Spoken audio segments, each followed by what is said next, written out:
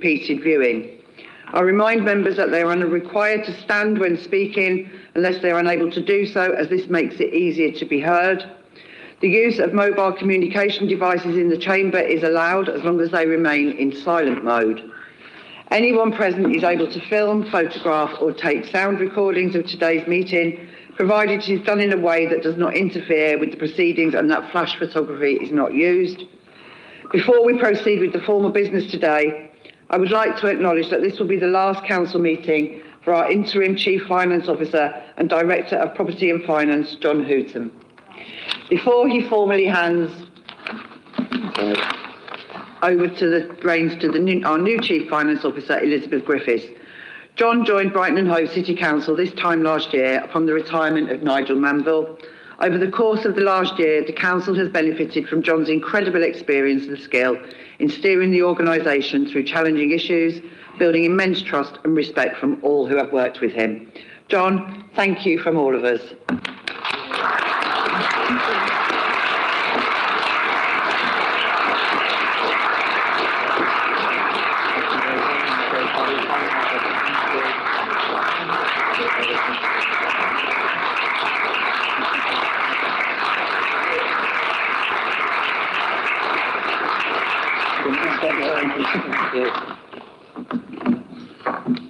So John, once again, thank you very much, and welcome Elizabeth to your new role.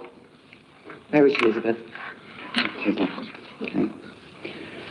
Okay, just to let you know, we were aiming to have a break around 6:30, but depending on where we are in the general debate, it may not be 6:30 or over, but we'll decide as the meeting progresses as to where exactly we are on that. So members have received guidance from the monitoring officer regarding the declaration of interest and how to apply for a dispensation. If you need to apply for a dispensation and have not done so, please apply now by emailing the monitoring officer, or if members prefer to complete paper application forms, they can collect one from the monitoring officer. On receipt of application, dispensation will be granted. I will call on all members who have requested a dispensation in alphabetical order to make their declaration and confirm their dispensation has been granted by the monitoring officer. I'm going to hand over to Liz. Thank you. So first, I'm going to call through in alphabetical order. So Councillor Alexander. If you could use your microphone, please. Sorry, I thought I'd switched it on. I'm on the board of the Brighton and Hove Food Partnership, and I've been given a dispensation to speak and vote in this evening's meeting. Councillor Atkinson. Thank you. Both myself and my wife work as nurses in Sussex Partnership Trust, which is mentioned in the papers today. I've applied for and been granted dispensation to take part in discussions and to vote. Thank you. Councillor Cholak. Councillor De Oliveira. Thank you. So I applied for dispensation as my wife was for the ICB NHS. We're going to be discussing today, and I'll be granted a dispensation to speak and vote. Thank you. Councillor Daniel.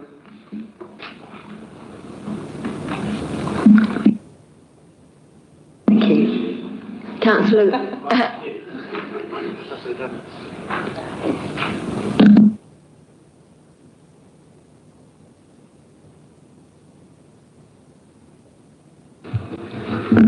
I've been granted dispensation to speak and vote. I work for an organisation that's funded by the Third Sector Commissioning Prospectus. Thank you. Councillor Goddard.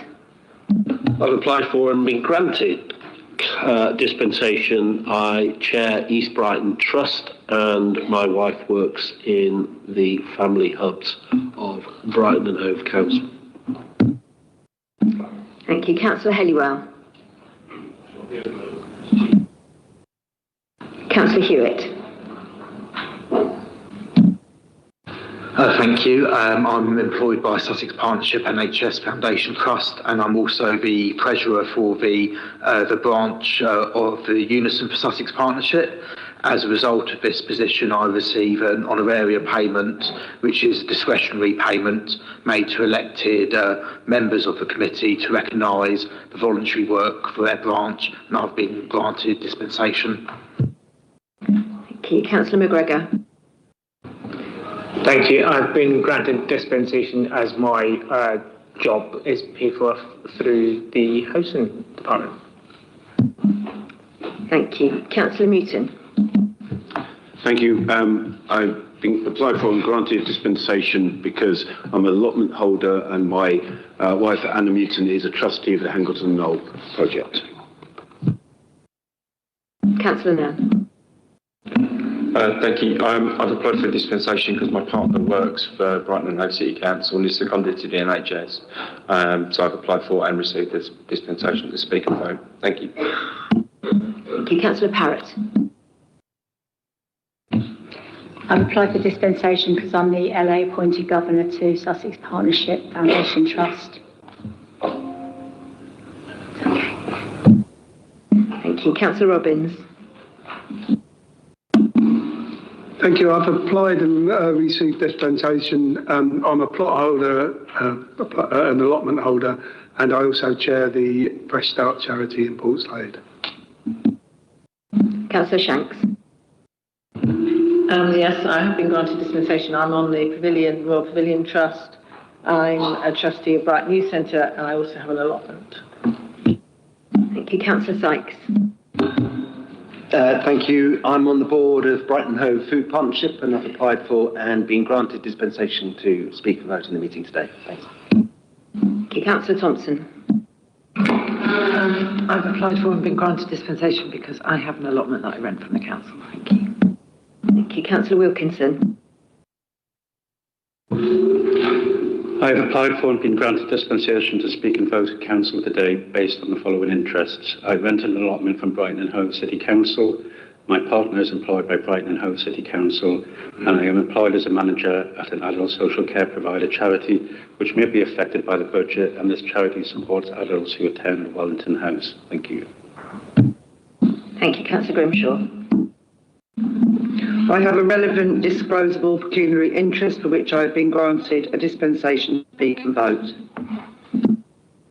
Many thanks. That's all of the interests that have been raised with me. I'd also like to confirm that Councillors Helliwell and Councillor Cholak have also been granted dispensations to speak and vote in today's meeting.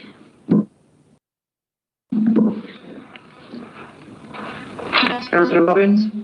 I can just raise a quick question. I noticed that Councillor Shanks declared that she was a trustee at the Royal Pavilion. I'm also a trustee at the Royal Pavilion, but didn't declare that. So if I should have done, I'd declare it now. Thank you, Councillor Robbins. That's noted. Councillor Thompson. Sorry, I'm also a trustee as well. I didn't mention it. Noted. Thank you. Any more? Okay. All councillors are requested to be mindful of each other so that we have a respectable debate today.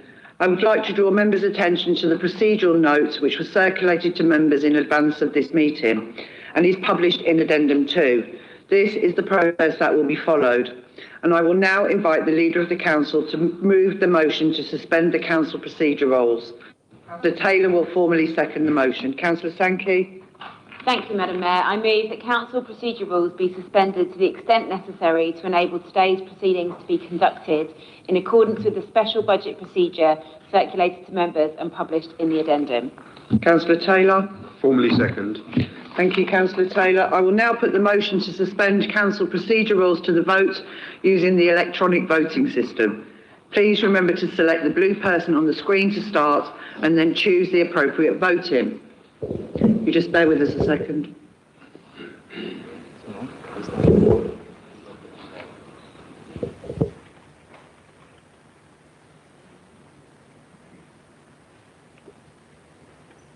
We're now ready to vote.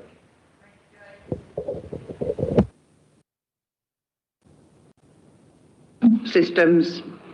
Using the electronic voting system, please remember to select the blue button on the screen to start and then choose the appropriate voting option.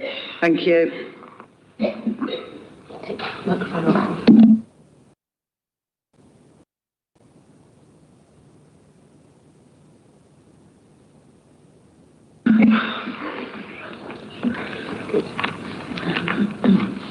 I forgot to say you have 10 seconds to cast your remaining vote. Sorry. So are we all done? No.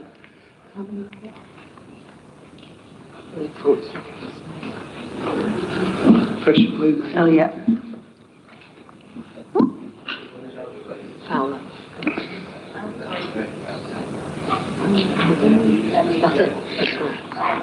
Okay, thank you. That concludes the voting. The results are being shown. Can I just check, are there any changes in the voting? No, we're all good. So I can confirm that there were 47 for, no against and no abstentions. I can confirm that the motion to suspend standing orders to apply the special budget procedure has therefore been carried. Thank you. We are now going to have one debate that will cover all the budget reports listed in the agenda and the amendments that are included in the addendum relating to items 91 to 93. Please note that the Chief Finance Officer and the Monitoring Officer may at any stage remind members of the proposed substantive budget motion and its implications following acceptance of any amendments. I wish to ensure that every member who wants to speak has the opportunity to do so during the debate.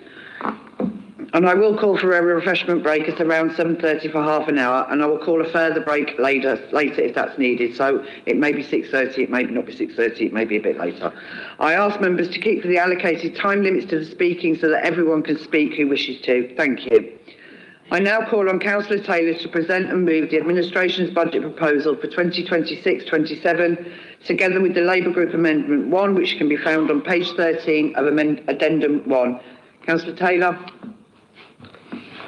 Madam Mayor, Brighton and Hove is a special place to live. I think as councillors and residents we all know that, and I'm sure many of us still get that buzz of excitement when we walk along the seafront, when we catch a glimpse of the pavilion, when we take visitors through the lanes, or when we enter the Amex for an Albion game. It's not Brighton and Hove exceptionalism or civic arrogance, it's just true. But beneath the sparkly surface of our city, there's a darker truth, a truth that people outside the city don't always grasp, which is that we have a deep and chronic housing crisis and scandalous levels of inequality and unfairness. And the eradication of these dark truths is what the Labour Party and the Labour movement exists to do, and the reason why many of us chose to stand as councillors in the first place. Our job is to help the city emerge from those dark truths into a brighter and more hopeful future. And we have a chance to start doing exactly that with the budget we're voting on this evening. Madam Mayor, before I dive into the details of the budget, the figures, the proposals, and some of the more shocking statistics on housing, I want to start with some stories. In fact, not stories, some fairy tales, because sometimes it's good to dream and to imagine utopias.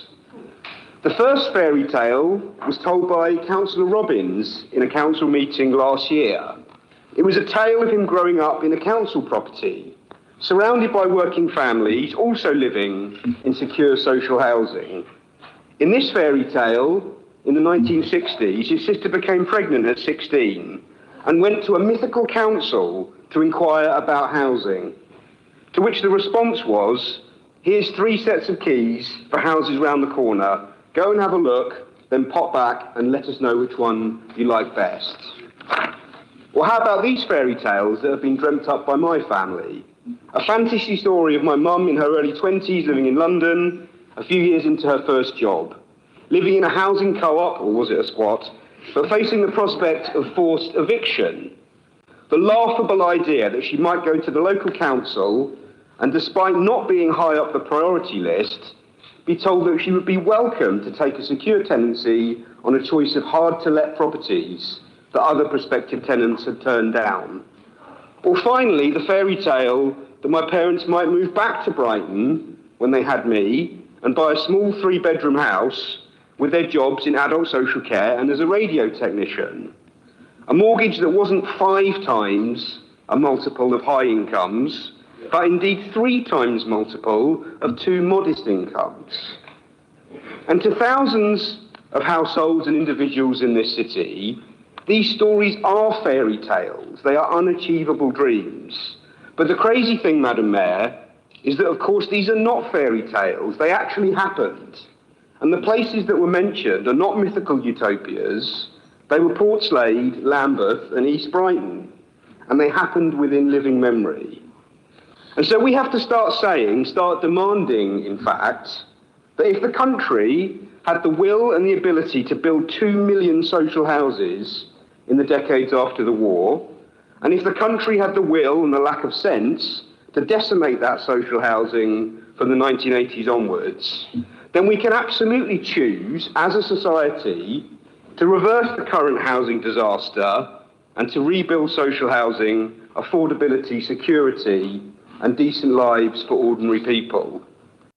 The housing crisis in this city comes at a huge cost and primarily human. It's a huge burden on the residents who live in overcrowded accommodation because they can't afford a bigger place. It holds back those residents starting out in life who have to live at home with their parents longer than they'd like. And it has led to significant fall in school-aged children in the city as families move out or choose to delay having children.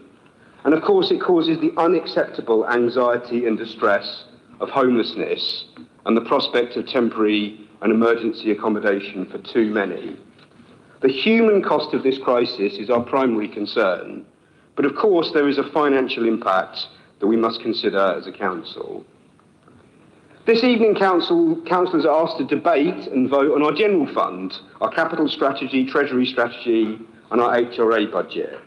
But we're also voting on a plan to address the failures of our housing system and to build towards a brighter and more hopeful future for all residents in the city.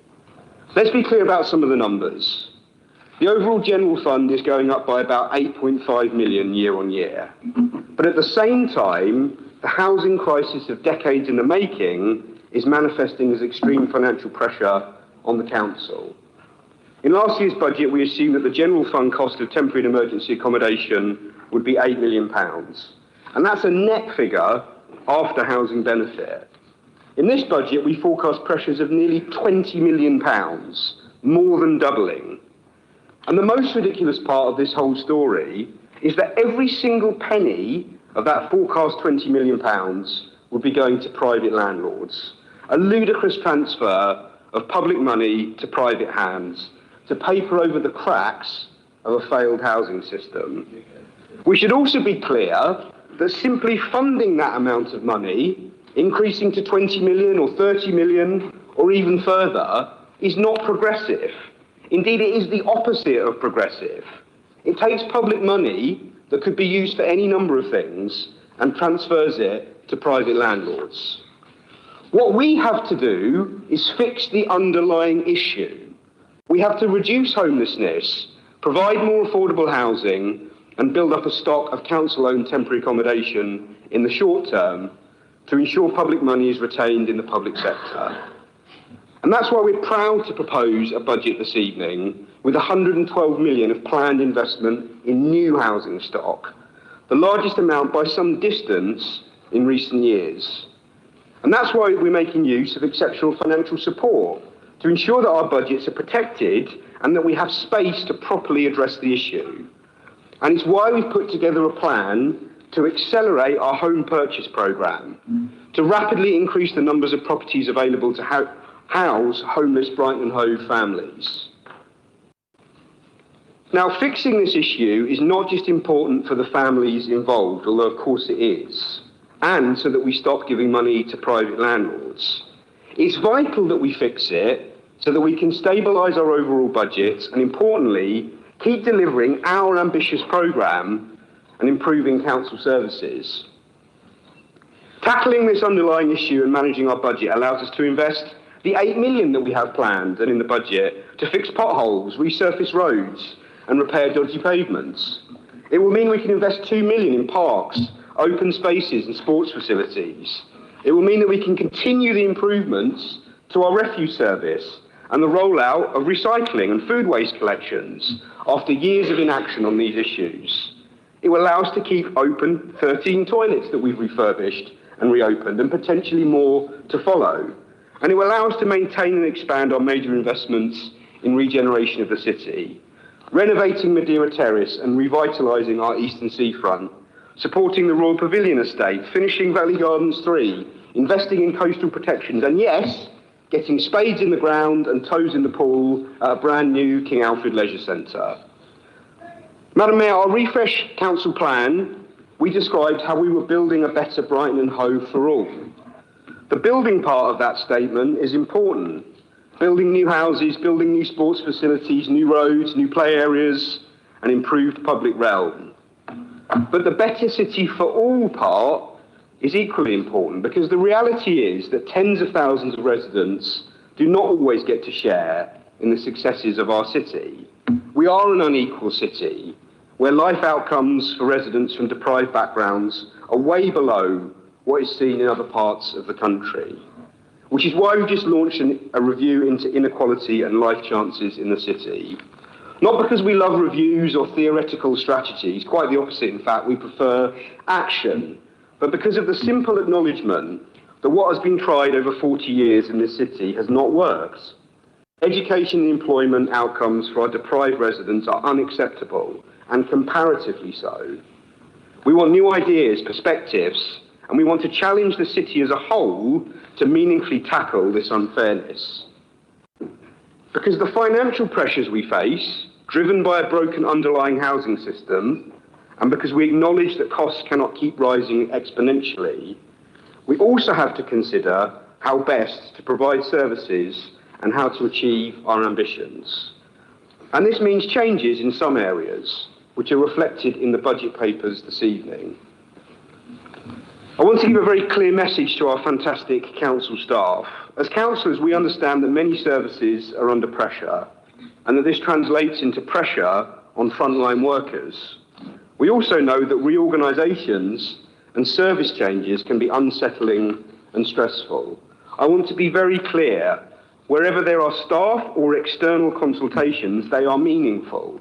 Our job this evening is to set the overall budget, the overall financial envelope, including specific proposals to help stay within that budget. But the consultations are a genuine opportunity to shape those proposals. And in that vein, I want to talk about the proposal on Wellington House. We need to be clear that this proposal is to re-provide services, not to remove them. The consultation with staff and service users is genuine, and we will very carefully consider the input before doing anything. We will also carefully consider the proposal on child pedestrian training to ensure that staff views, including possible options and mitigations, are properly explored. I was pleased to join the various scrutiny sessions on this budget, and I was also pleased that our discussion on the community composting item has resulted in an alternative proposal, which we are now reflecting as an amendment to this budget, and which I'd like to formally move. Colleagues, we will hear from our two opposition parties this evening. And to be honest, it will be interesting to judge which of their positions are more contradictory. We'll hear from a Green finance lead who said at scrutiny a few weeks ago, and I quote, "Have you asked for government support on these pressures? Have you considered exceptional financial support?" And who will now stand up and request that we reject most of that financial support. We will hear from a Green party whose Audit and Standards chair suggested last year that our financial sustainability and reserves were very worrying, and asked whether we were taking it seriously enough. Only for the Greens this evening to now suggest that we shouldn't replenish those reserves, in direct contradiction to the advice of the Section 151 officer. And we'll hear from a Green party whose finance lead said last year in the budget that perhaps the council should rotate out of commercial assets and into housing assets, but who now opposes generating capital receipts to help us do exactly that. Now, in terms of our Tory colleagues, to be honest, their contributions for the last 2.5 years can probably be summed up fairly simply. The council should do more. They should spend more. They should have more resources. They should do more weeding. They should do more street cleaning. And at the same time, nationally and locally, taxes should be cut. Council shouldn't raise any more revenue. It's an incomprehensible and meaningless position, and to be honest, it treats the public as fools. But let's move on from that, because to be frank, the inconsistent positions of our opponents aren't hugely interesting. And they're not hugely interesting because, to be honest, they don't really have a vision for the city and for local government. In many ways, our two opposition parties express the same basic view in slightly different terms, which is that nothing should change, but that everything should be fixed by someone else. Well, that's not our view, Madam Mayor. We have a vision for Brighton and Hove, and we have a plan to make an already brilliant city even better. Because our job is to offer hope and then to actually deliver it. And nowhere is that more important than in offering hope, a belief in the system, and yes, some excitement to our children and young people. Which is why it's so exciting that our city has been chosen as one of 8 local authorities to pilot the government's new Young Futures hubs, part of the forthcoming National Youth Strategy. And it's why it's so fantastic to see the newly reopened Brighton Youth Centre, part funded by this council. It's great that we're maintaining our agenda-setting offer of mental health counselling in secondary schools. And it's why it's fantastic to see some genuine national and local ambition to invest in our young people and their futures. And in this city, more than most, we need to invest so that our young people are able to access decent housing in the future. And so the budget provides us the framework and the investment to get building. And that sits within the national funding picture. One of the things I'm most proud of this Labour government for doing is allocating £39 billion of funding for affordable housing over the next decade. And we're planning to get our hands on as much of that as possible. The government has just opened the first round of funding, and I'm pleased to tell councillors that we are preparing to submit an ambitious programme of social home building. We already have strong plans in this area, but in the coming 18 months we will be announcing more and going further. There are new sites being identified and planned for as we speak. And these sites will sometimes come with difficulties and with concerns from local residents. And it will need all of us to proactively and proudly make the case for building social homes, and in doing so, building a fairer city. Madam Mayor, I'd like to thank all officers for the preparation of this budget, and in particular our superb finance team. I'd like to pay tribute to our interim Chief Financial Officer, John Hooton, who has done a brilliant job over the last year in guiding the council through this process. We wish him well in his next role and thank him for all the work that he's done. I'd also like to offer a warm welcome to Elizabeth Griffiths, our new permanent appointment as Director of Property and Finance, and thank councillors from cross-party who were involved in that recruitment process.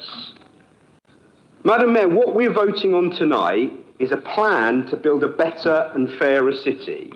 It's a budget that grapples with the underlying issues, instead of throwing our hands up and ignoring them. It's a budget that puts our progressive values into practice, and it's a budget that we should all be proud to support. Thank you. Yeah.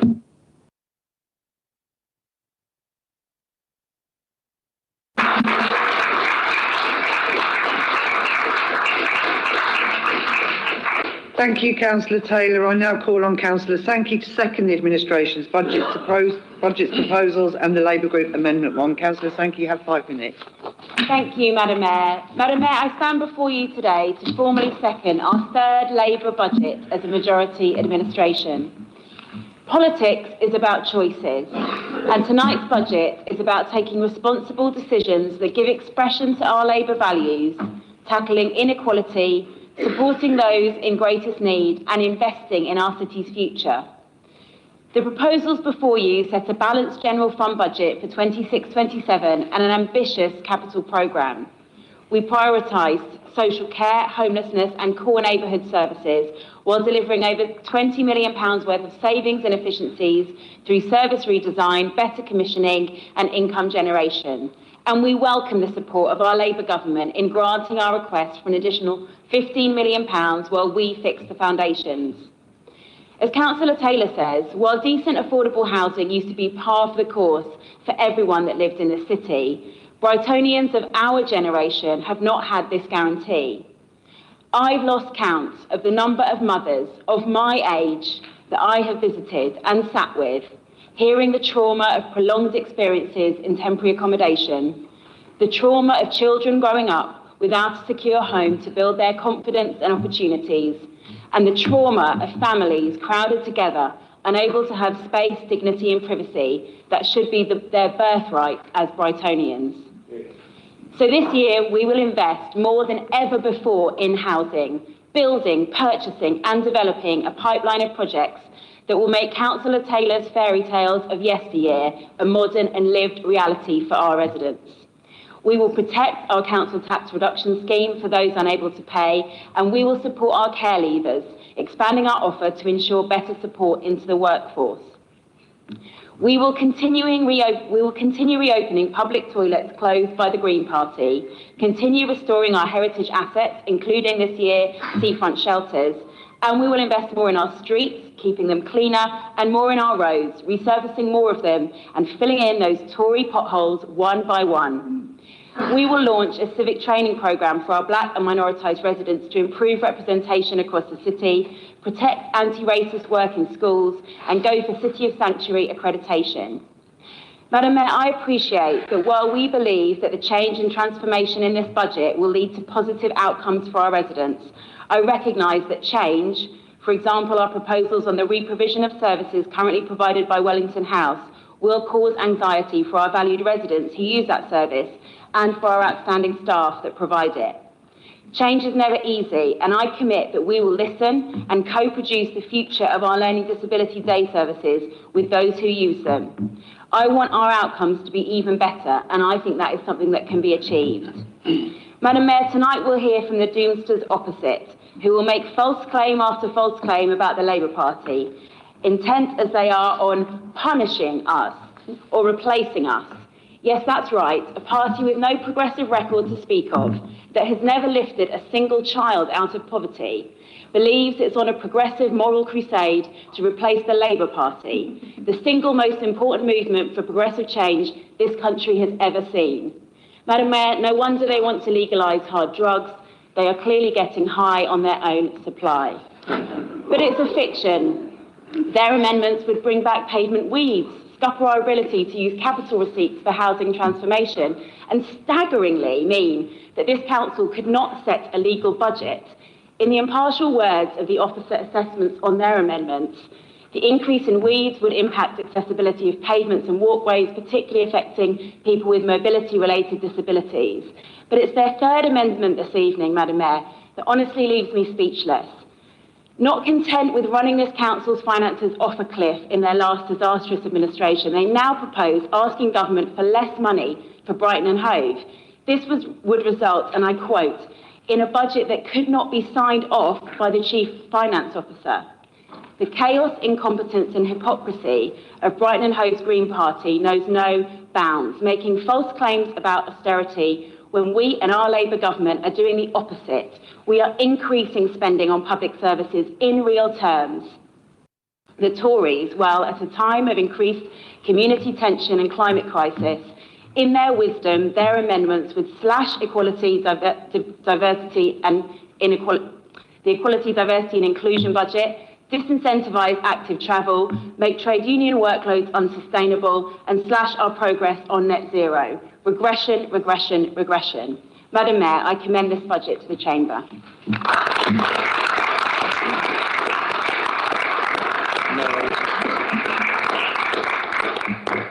Thank you, Councillor Sankey. I now call on Councillor Sykes to respond to the budget proposals on behalf of the Green Group and to move the Green Group's amendments. Councillor Sykes. Thank you very much, Madam Mayor. One thing's clear from this proposed budget. This council and our residents are paying in job losses, decimated services and in hard cash for a history of national policy failures that have impacted directly on the ability of councils everywhere to deliver. These are failures of successive governments over decades, including the current Labour government. Looking through the cuts in the proposed budget, they're a tragedy for individuals and for teams. They're a tragedy also for residents looking to the council for basic services and for support. It's usually the case, Madam Mayor, that, and at all levels of the organisation, that when a job's cut or a vacant post is deleted, there's more pressure on remaining team members. More pressure means more stress, maybe more time off, maybe a greater likelihood of leaving. But our people stay because they believe in the importance of public services. So I'm massively grateful to all our staff for keeping us going, often under increased pressure. And there's impact also of flatlining budgets on the community and voluntary sector in our city. It's good news that at least the cash value of key funds is staying at the same level. This still represents a real terms cut when seen alongside increased cost pressures, increased demand and shortfalls in commission funding. Sorry, glasses.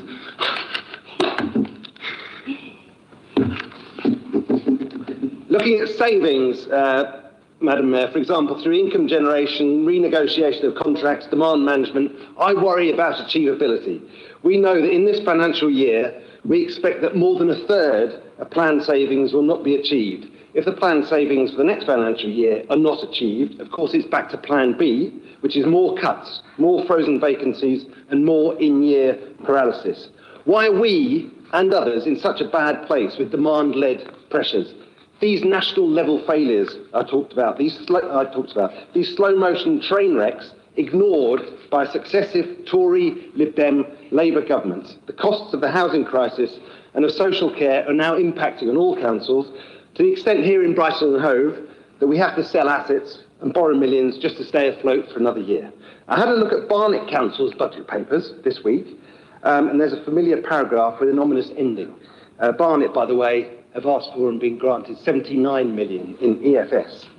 And the paragraph goes like this. The most significant in-year movement has been the increase in both demand and cost of providing social care services, addressing homelessness and meeting the shortfall caused by housing benefit rates that have not been updated since 2011, as well as the financing costs of EFS.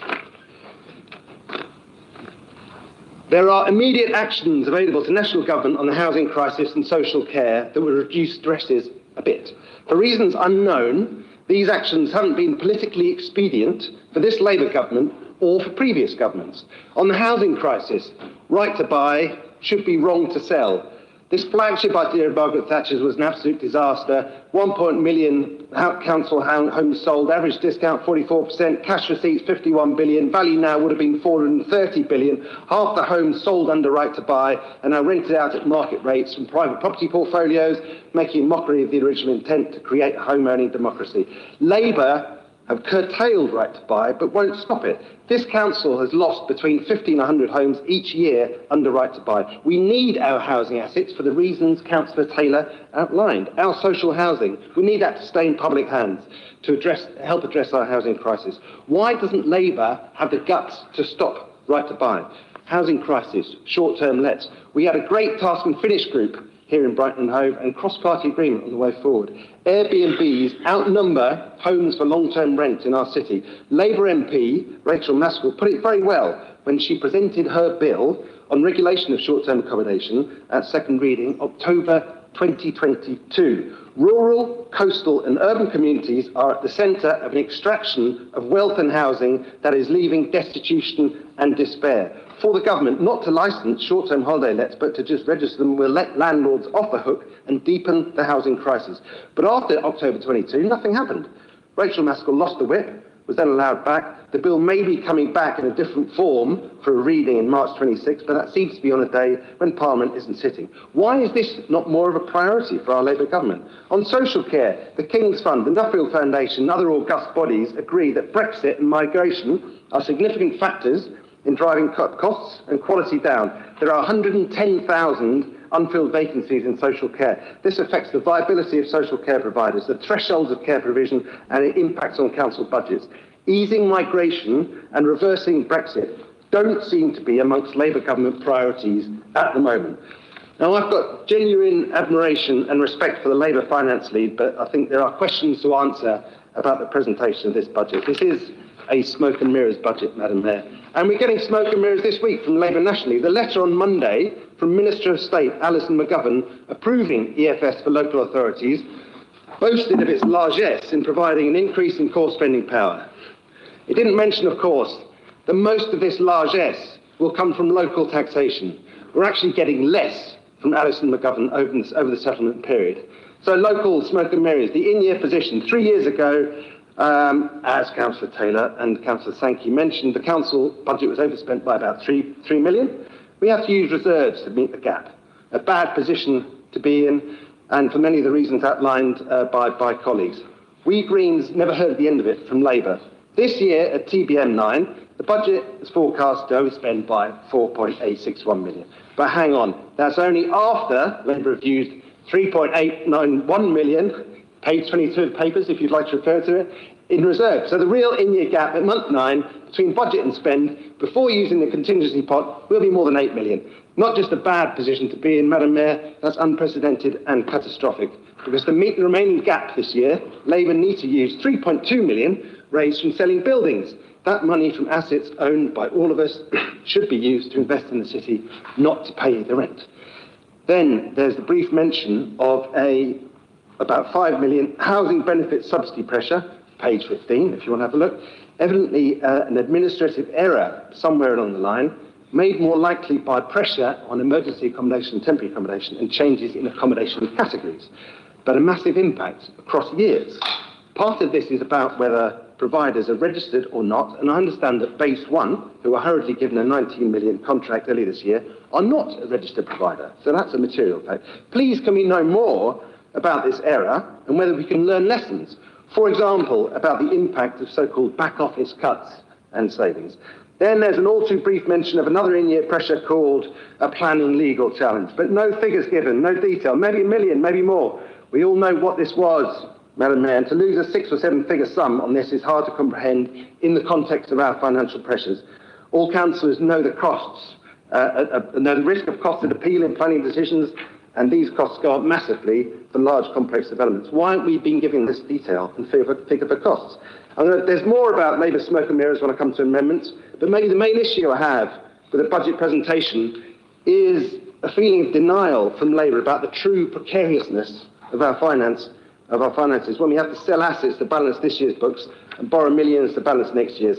And hiding the true state of the budget doesn't do us any favours. So this leads me to ask the question, is Labour really standing up for our city? I was quoted in Brighton and Hove News recently saying that on the council budget, Labour hasn't fought hard enough for Brighton and Hove. I drew comparisons with Bristol. 2 things here. My counterpart in Bristol, where Greens are running the council, expressed recently that he was more or less content with their settlement. He described the process of working with sister authorities to advocate for better settlements. Fair Funding Review 2.0 seems to have been fairer to Green-run Bristol than Labour-run Brighton. We were promised that a Labour council with a Labour government would help this city thrive. What's happened? Notwithstanding this, Bristol City Council also has to make savings.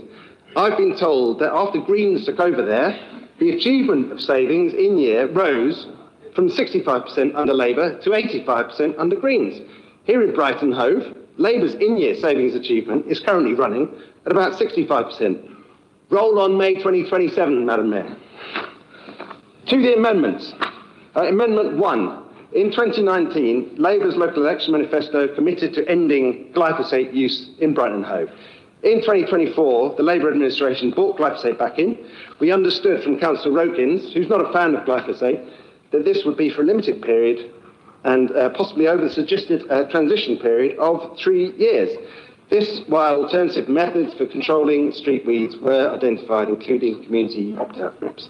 Our amendment helps Councillor Rokins with that aim and allows for some continuation of a spraying programme to complete the transition to pesticide-free weed control, and we propose to use the recurrent funds released to save the hours at our remaining libraries. Our community libraries can't function under Libraries Extra, while the central libraries operate under reduced hours, so it's important to maintain hours at Jubilee and Hove libraries.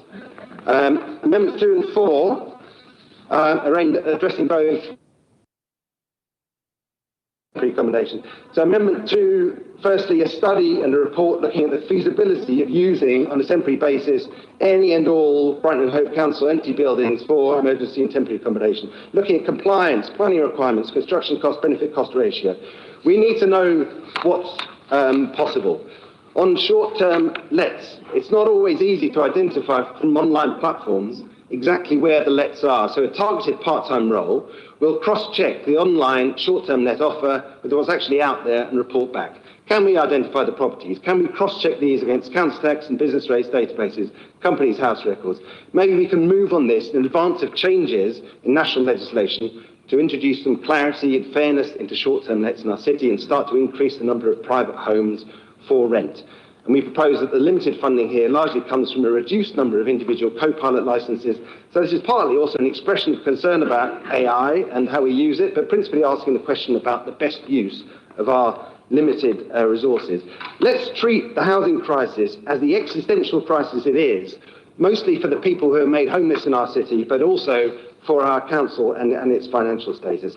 Madam Mayor, if we're pursuing these ideas already, can I ask when are the reports due? If we're not doing them, can we mandate them now, even from different funding sources? And if Labour's not interested in these ideas, I'd ask why not? So the contentious Amendment 3, reducing EFS, in putting aside the fact of the absurd situation in which government is lending EFS at interest rates that are a premium over bond rates, so government is effectively making millions from council's distress. This is just utterly unsustainable at a national level. So this is as much a national comment as a local one. And just going back to Barnett's projected EFS financing costs over the next few years, financing costs of EFS, 26-27, 6.7 million, 27-28, 9.5 million, 28-29, 13 million, 29-30, 17 million, 20-31. So these are the costs of the projected finance costs of exceptional finance support over the next few years.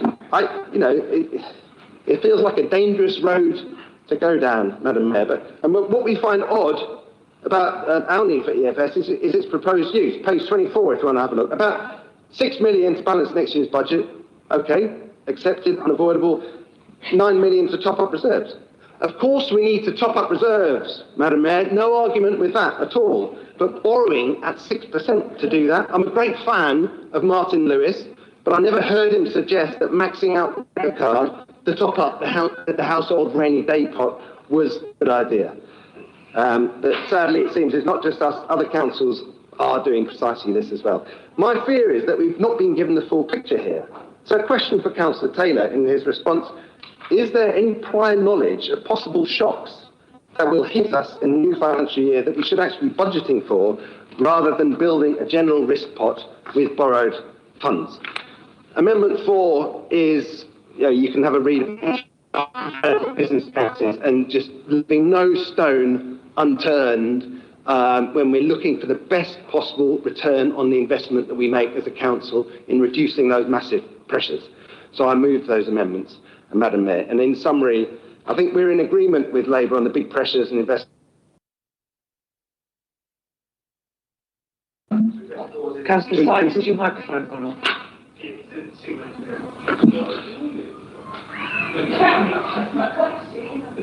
Am I being censored? Okay, yeah. I think we're in agreement with Labour on the big pressures and investment in TAEA, but we think more can be done to address causes and to increase supply. To end where I started, one thing is clear from this budget: councils and residents are paying in job losses, decimated services, hard cash for a history of national policy failures that have impacted directly on local authorities. These are failures of successive governments over the past 40 years, and if council administrations aren't prepared to call this out, maybe their members should choose a more progressive side.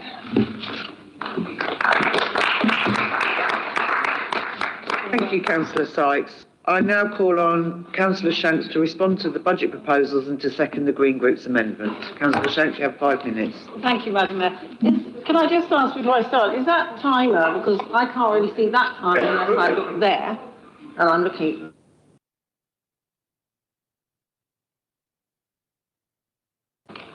Okay, all right. Anyway, okay, thank you very much. I quite enjoyed Councillor Taylor's, at least the first bit of his speech, and I was actually going to talk about fairy tales and fantasies and songs. But of course, I wasn't sleeping well last night, but it might have just been part of my drug-induced coma, obviously, that I was thinking about, songs and things like that, exactly. We're all like that over here. And anyway, I was thinking about a song which starts, you might remember this, I'm sure, Madam Mayor, a long, long time ago, I can still remember.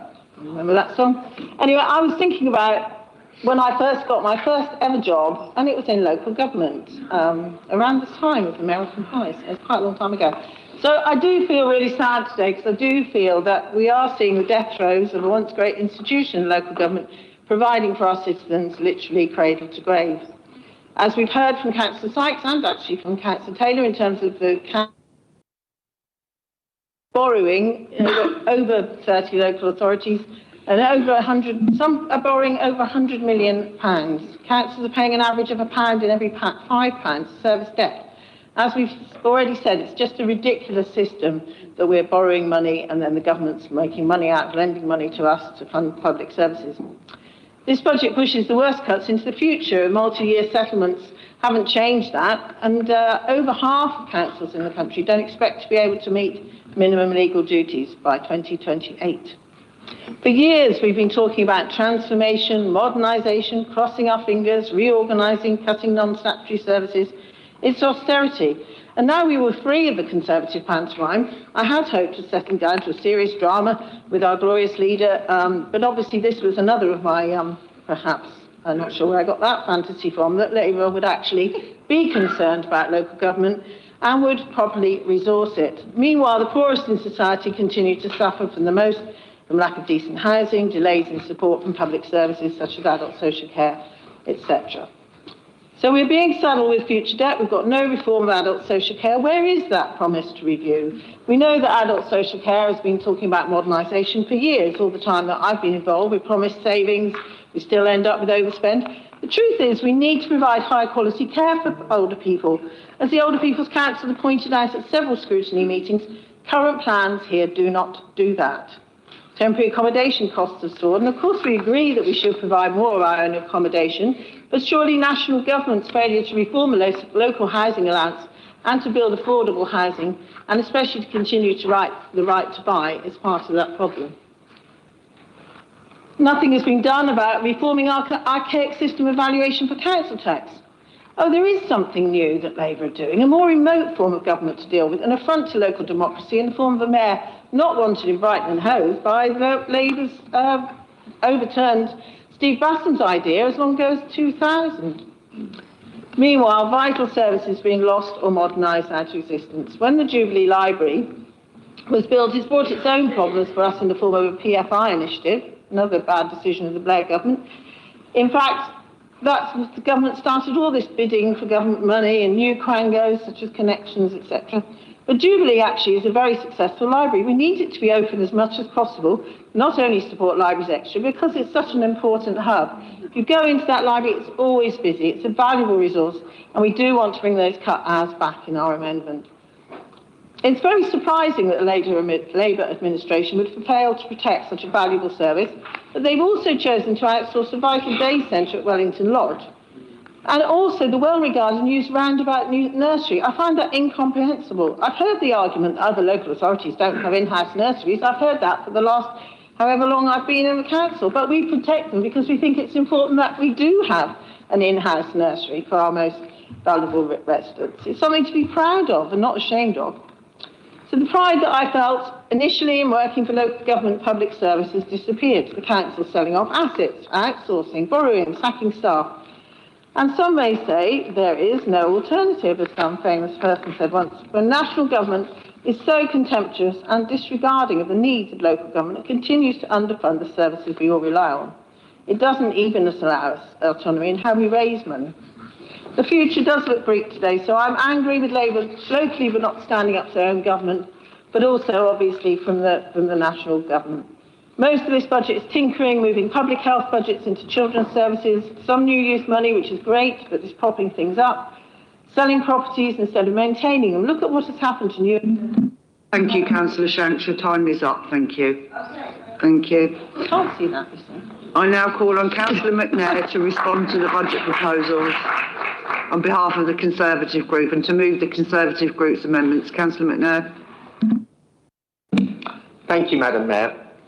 I'd like to thank officers for their help in producing the budget and aiding us in our amendments. Madam Mayor, fellow councillors, and most importantly, the people of this great city we are trying to serve. I've got my water.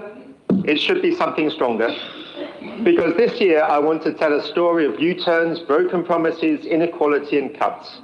A story of Labour in power. It's not a work of fiction, it's our lived experience. And in this city we have a double whammy, not only a Labour government, but a Labour council. We have now had almost 2 years of a Labour government. It feels a lot longer, doesn't it? Keir Starmer is the most unpopular Prime Minister in history. Even his own party don't want him.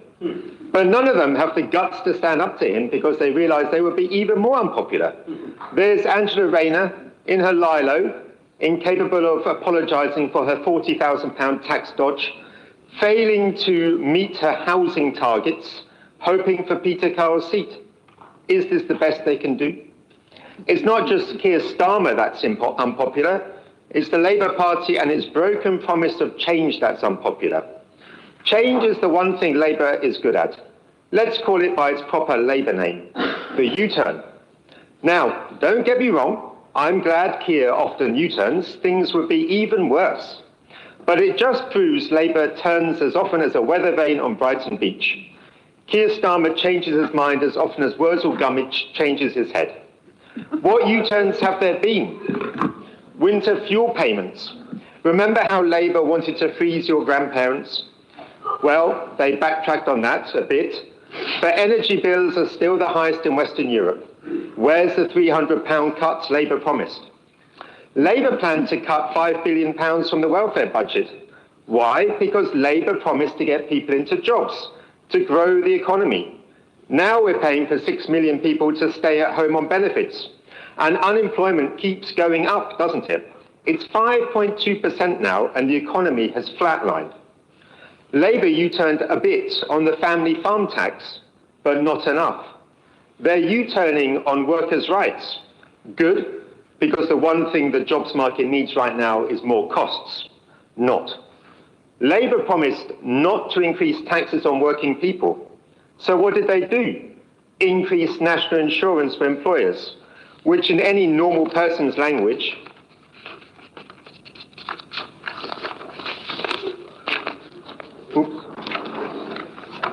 should have single-sided, as the tips of the teacher.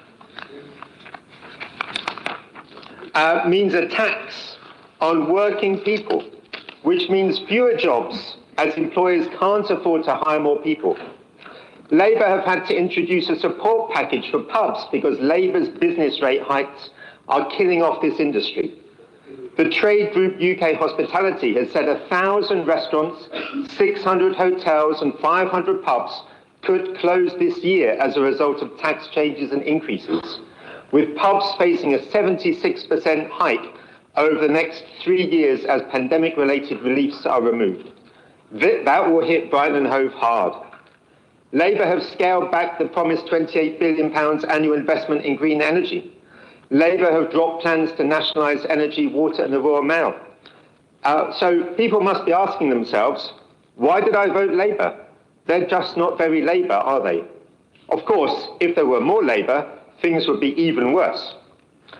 Those residents of Brighton and Hove who voted for Labour in the local elections in May 2023 must be wondering why they did so. They must be feeling let down, because voting Labour has not led to greater prosperity for our city. Quite the opposite. It has led to greater poverty and social division. We have groups in this city going door to door, pressuring residents to stop buying Israeli goods. This makes our Jewish community feel threatened. But they feel they can do this in our city. They aren't listening to Labour's message of equality and diversity. There's something called the Fairer Funding Review. Imagine, the Labour government has actually cut the council's budget by shifting £5 million of our money to poorer regions. Not so fair on Brighton and Hove. Where was this Labour council when our residents needed them? Whitehawk is in the top 10% most deprived neighbourhoods in England. Approximately 45% of children in the area live in poverty, which is more than double the national average. Yet in this budget, they're proposing to privatise the nursery provision. And this Labour council fails to get an increase in council funding. Things are so bad, this Labour Council have gone cap in hand to beg a Labour government for exceptional financial support to the tune of £15 million. No wonder Labour councillors are resigning. Some see the light after a year or two, some after 50 years. They are resigning if a councillor could. What Labour councillor would vote for a £2.6 million cut to adult social care? What Labour councillor would vote to privatise nursery places? Yes, they want to save £50,000 by finding a private provider to take over a roundabout nursery, and this from a councillor that lobbies hard against academy chains.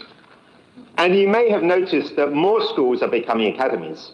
They see the writing on the wall for council services. What Labour councillor would vote to cut children's pedestrian crossing training? And they admit there will be an impact on the safety of children, young people and families who walk to school. What Labour councillor would vote to cut youth arts, knowing full well that youth unemployment is rising fast under Labour? It's 15% now. It's higher than the EU average. What Labour councillor would vote to cut libraries? And there'll be more cuts to come.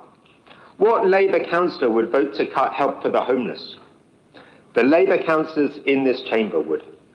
Remember, these cuts are coming in because a Labour government has cut Brighton and Hove Council's budget. These cuts are coming in because under Rachel Reeves, the UK economy has nosedived to 0.1% growth last quarter.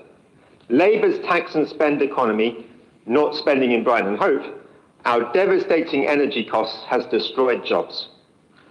And what do Labour have to say about this budget?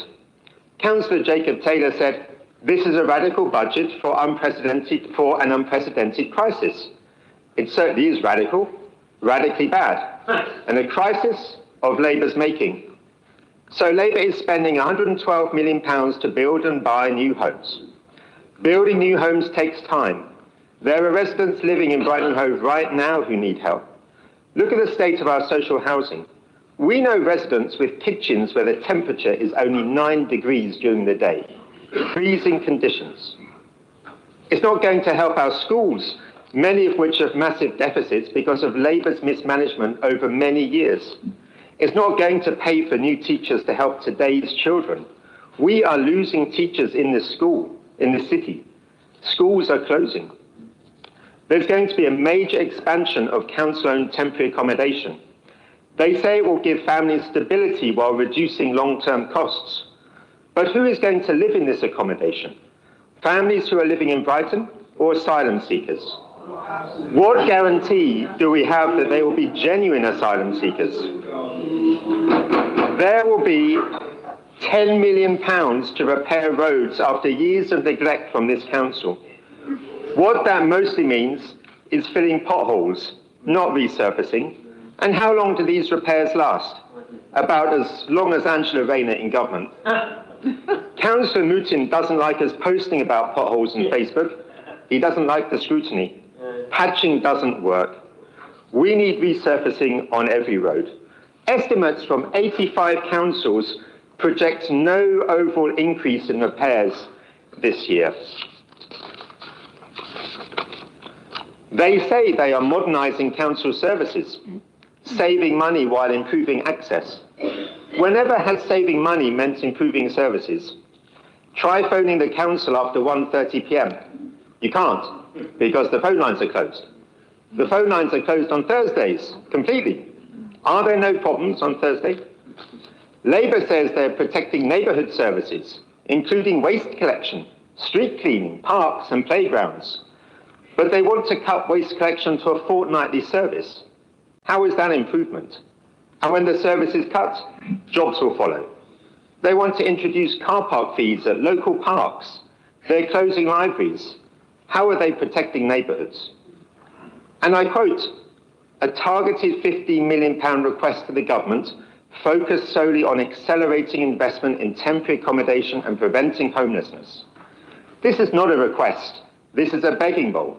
If this council hadn't got £15 million, there would have been even more cuts. What will happen next year? The Labour Council wants to invest in temporary accommodation and prevent homelessness. So do we all. But this Labour government has taken £5 million away from this city, so they don't care. And this Labour council has to suck it up as part of the redistribution of wealth their government demands. The council believes £10 million could purchase up to 200 homes for use as temporary accommodation. This is not enough money. It sounds like a lot. There's probably only 30 homes at the prices in the city. It's not going to solve the problem. But Labour also wants to eliminate the profit margins made to private landlords. But without the private sector, our homelessness will only worsen. Why do we continue to call our city a city of sanctuary when we can't afford to house the people already on our waiting list? Is it a city of sanctuary only for those outside the city? This budget is a budget of eye-watering austerity. It is also a budget of tax and fee increases that you and I have never experienced. Labour will try to blame others for the budget, but after 2 years of Labour, it is squarely their own fault. What with shops and pubs facing business-destroying tax rises, this Labour council seeks to add to their misery. This council call their parking restructure fair and simple. What's fair and simple about 256% increase in seafront parking? We can kiss goodbye to more tourists coming to visit our pier. What's fair about 11-hour rates doubling? What about zones in central Brighton North going up by 48%? What about the Lanes car park going up by 33%? They want to introduce paid parking in locations where free parking bays are in place. Permit parking costs will rise for residents, visitors, traders and businesses. The council report is clear. This may create additional barriers and disadvantage for some older and disabled people who rely on private vehicles to access facilities and services. It's not may, it will create disadvantage. Labour wants to increase fees from commercial and green waste to reflect the actual activity. They know that the introduction of other charges could impact on residents' uptake on garden waste. Labour wants to cut £115,000 from the adolescent service. That is supporting young people at risk of exploitation, some of whom are at risk of becoming involved in the criminal justice system. Again, Labour is letting down young people. Wellington House Day Centre for adults with learning disabilities is earmarked for closure. A Labour council, always bashing the private sector, will have to rely on 6 other providers in the independent sector, all for a proposed saving of just £400,000. It's not just those with a learning difficulty who may lose out, but also the parents and carers when they get no respite from caring. And what can Conservatives do about this budget? We'll vote against it, as we have done for years. How can anyone support a 5% increase in council tax when we are getting less for our money? And we can submit 4 amendments which are here to help our residents. Let me outline them because it shows what we consider important and what Labour considers unimportant.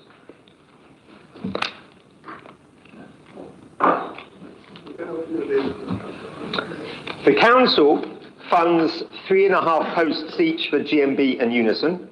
That's 7 union jobs local residents are paying for. That puts Brighton and Hove City Council number 20 out of 219 councils in terms of percentage of the payroll spent, and number 9 in the country for actual spend. Now, union officials do an important job, especially when your employer is making you redundant like this council is. But just think what that money could be spent on instead. Labour would never consider reducing union representation because they're funded by the GMB.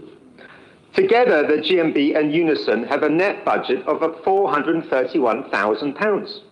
We propose shaving this to go some way to protecting our library services.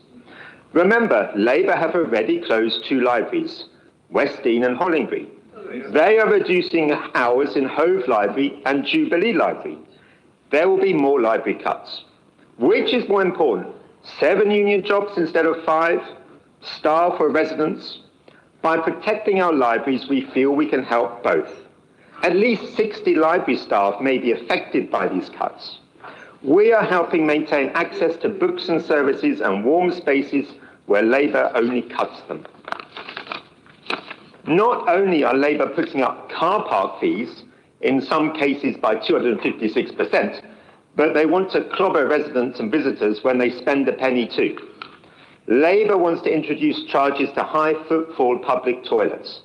Not only are residents, visitors and tourists being clobbered by exorbitant parking charge increases, they now face being charged to use the loo.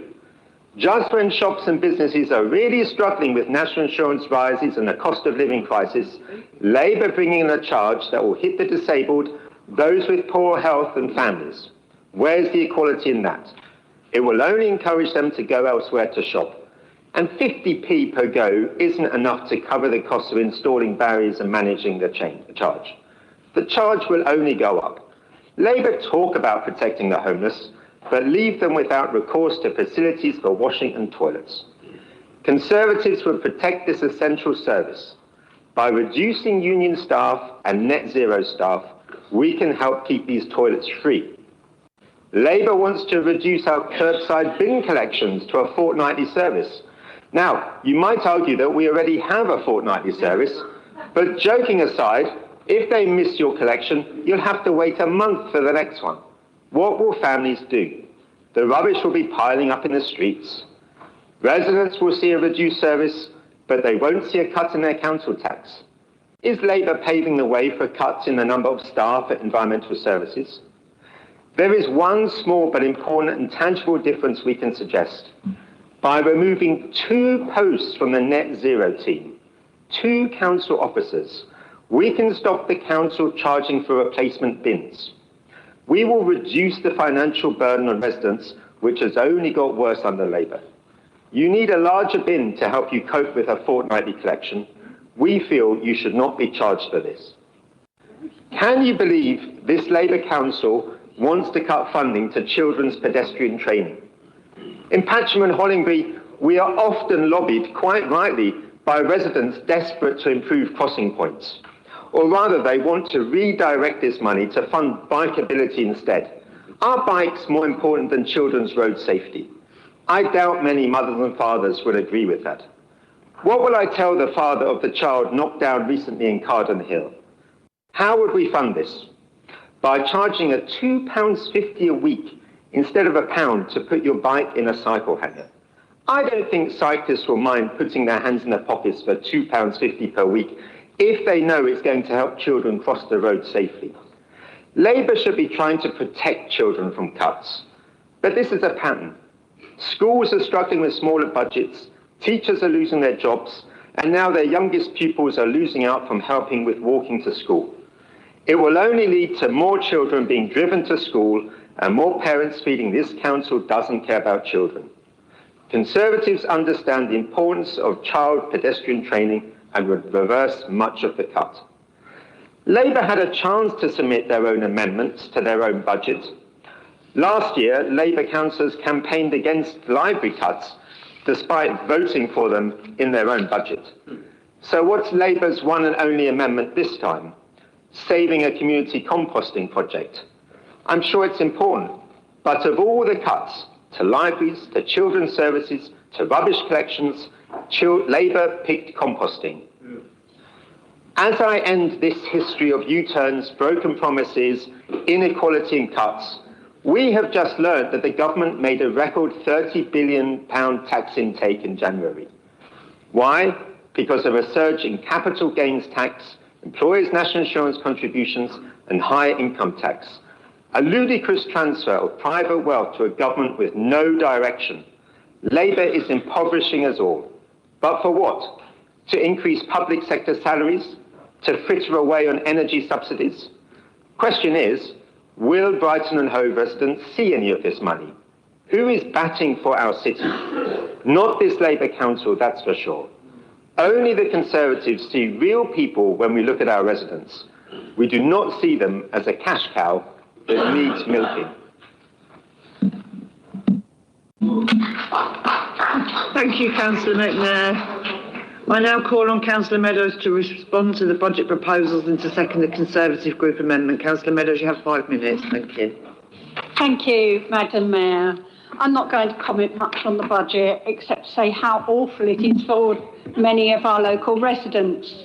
However, the 4 Conservative amendments have been easy to compose, as we found we care about our residents and the choices they must make when living in this city. Each of these amendments were carefully crafted to ensure that residents didn't lose out again in this Labour budget, and I would urge those who agree with us to vote for them. They are common sense approaches to problems created by Labour.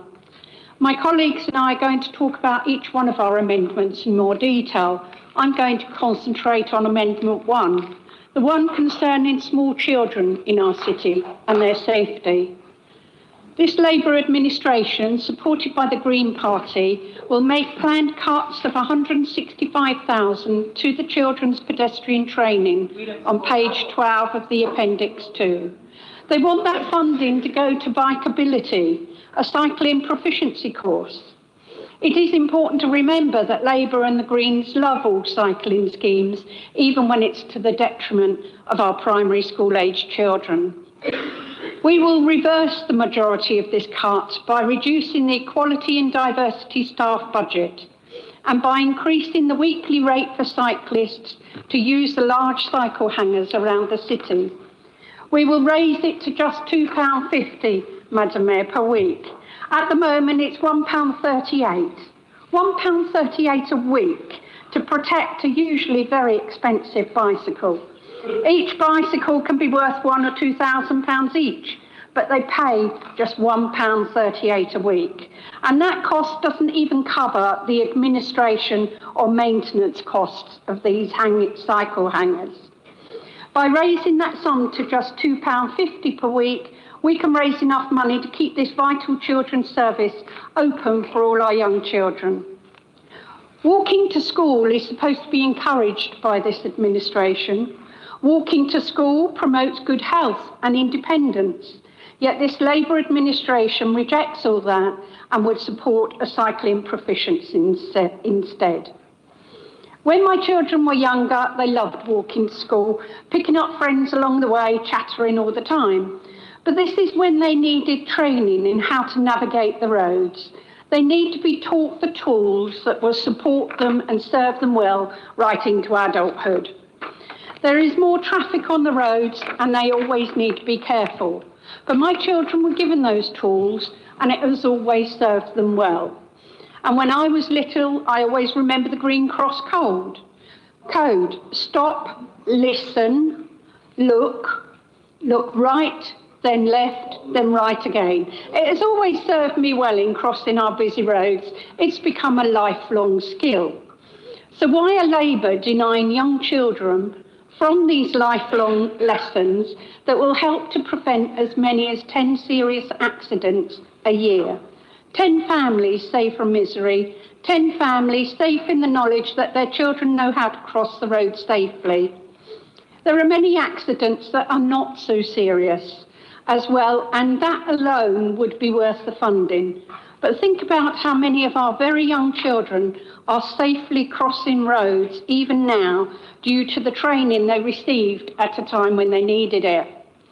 We talk about our children, Madam Mayor, they are our future, but what is their future worth under this Labour budget? Thank you. Thank you, Councillor Meadows. I will now open the general budget debate and we'll give each call speakers from the list that I've been given. I would remind members that they have 3 minutes. I'll first move to Labour Councillor Williams.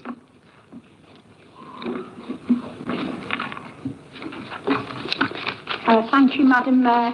I'm going to talk to the HRA budget, which is the housing revenue account, and I'm going to take you through some of the headlines. But first, I really must take exception to Councillor Sykes' remark that Labour doesn't fight hard enough or hasn't fought hard enough.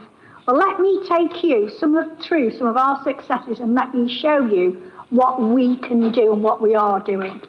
So, due to our acceleration programme, we are about to reach our 500th buyback of ex-council homes lost through the right to buy.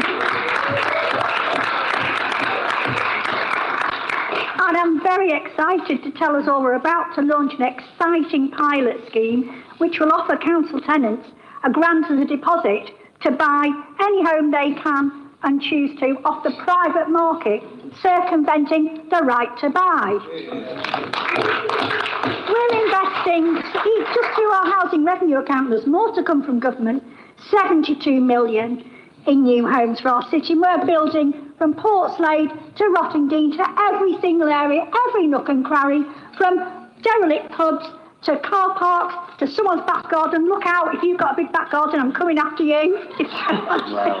And to top this, we're also investing over 50 million, this is just from the HRA account, in improving our shamefully neglected housing stock that our folks have lived in for years without investment. We're investing 50 million. We're doing so much work, we can't keep up with ourselves. Taking all that into account, I'm absolutely thrilled to tell you all that despite all this investment, our housing revenue account is breaking even. That's how hard we work. Thank you, Madam Mayor.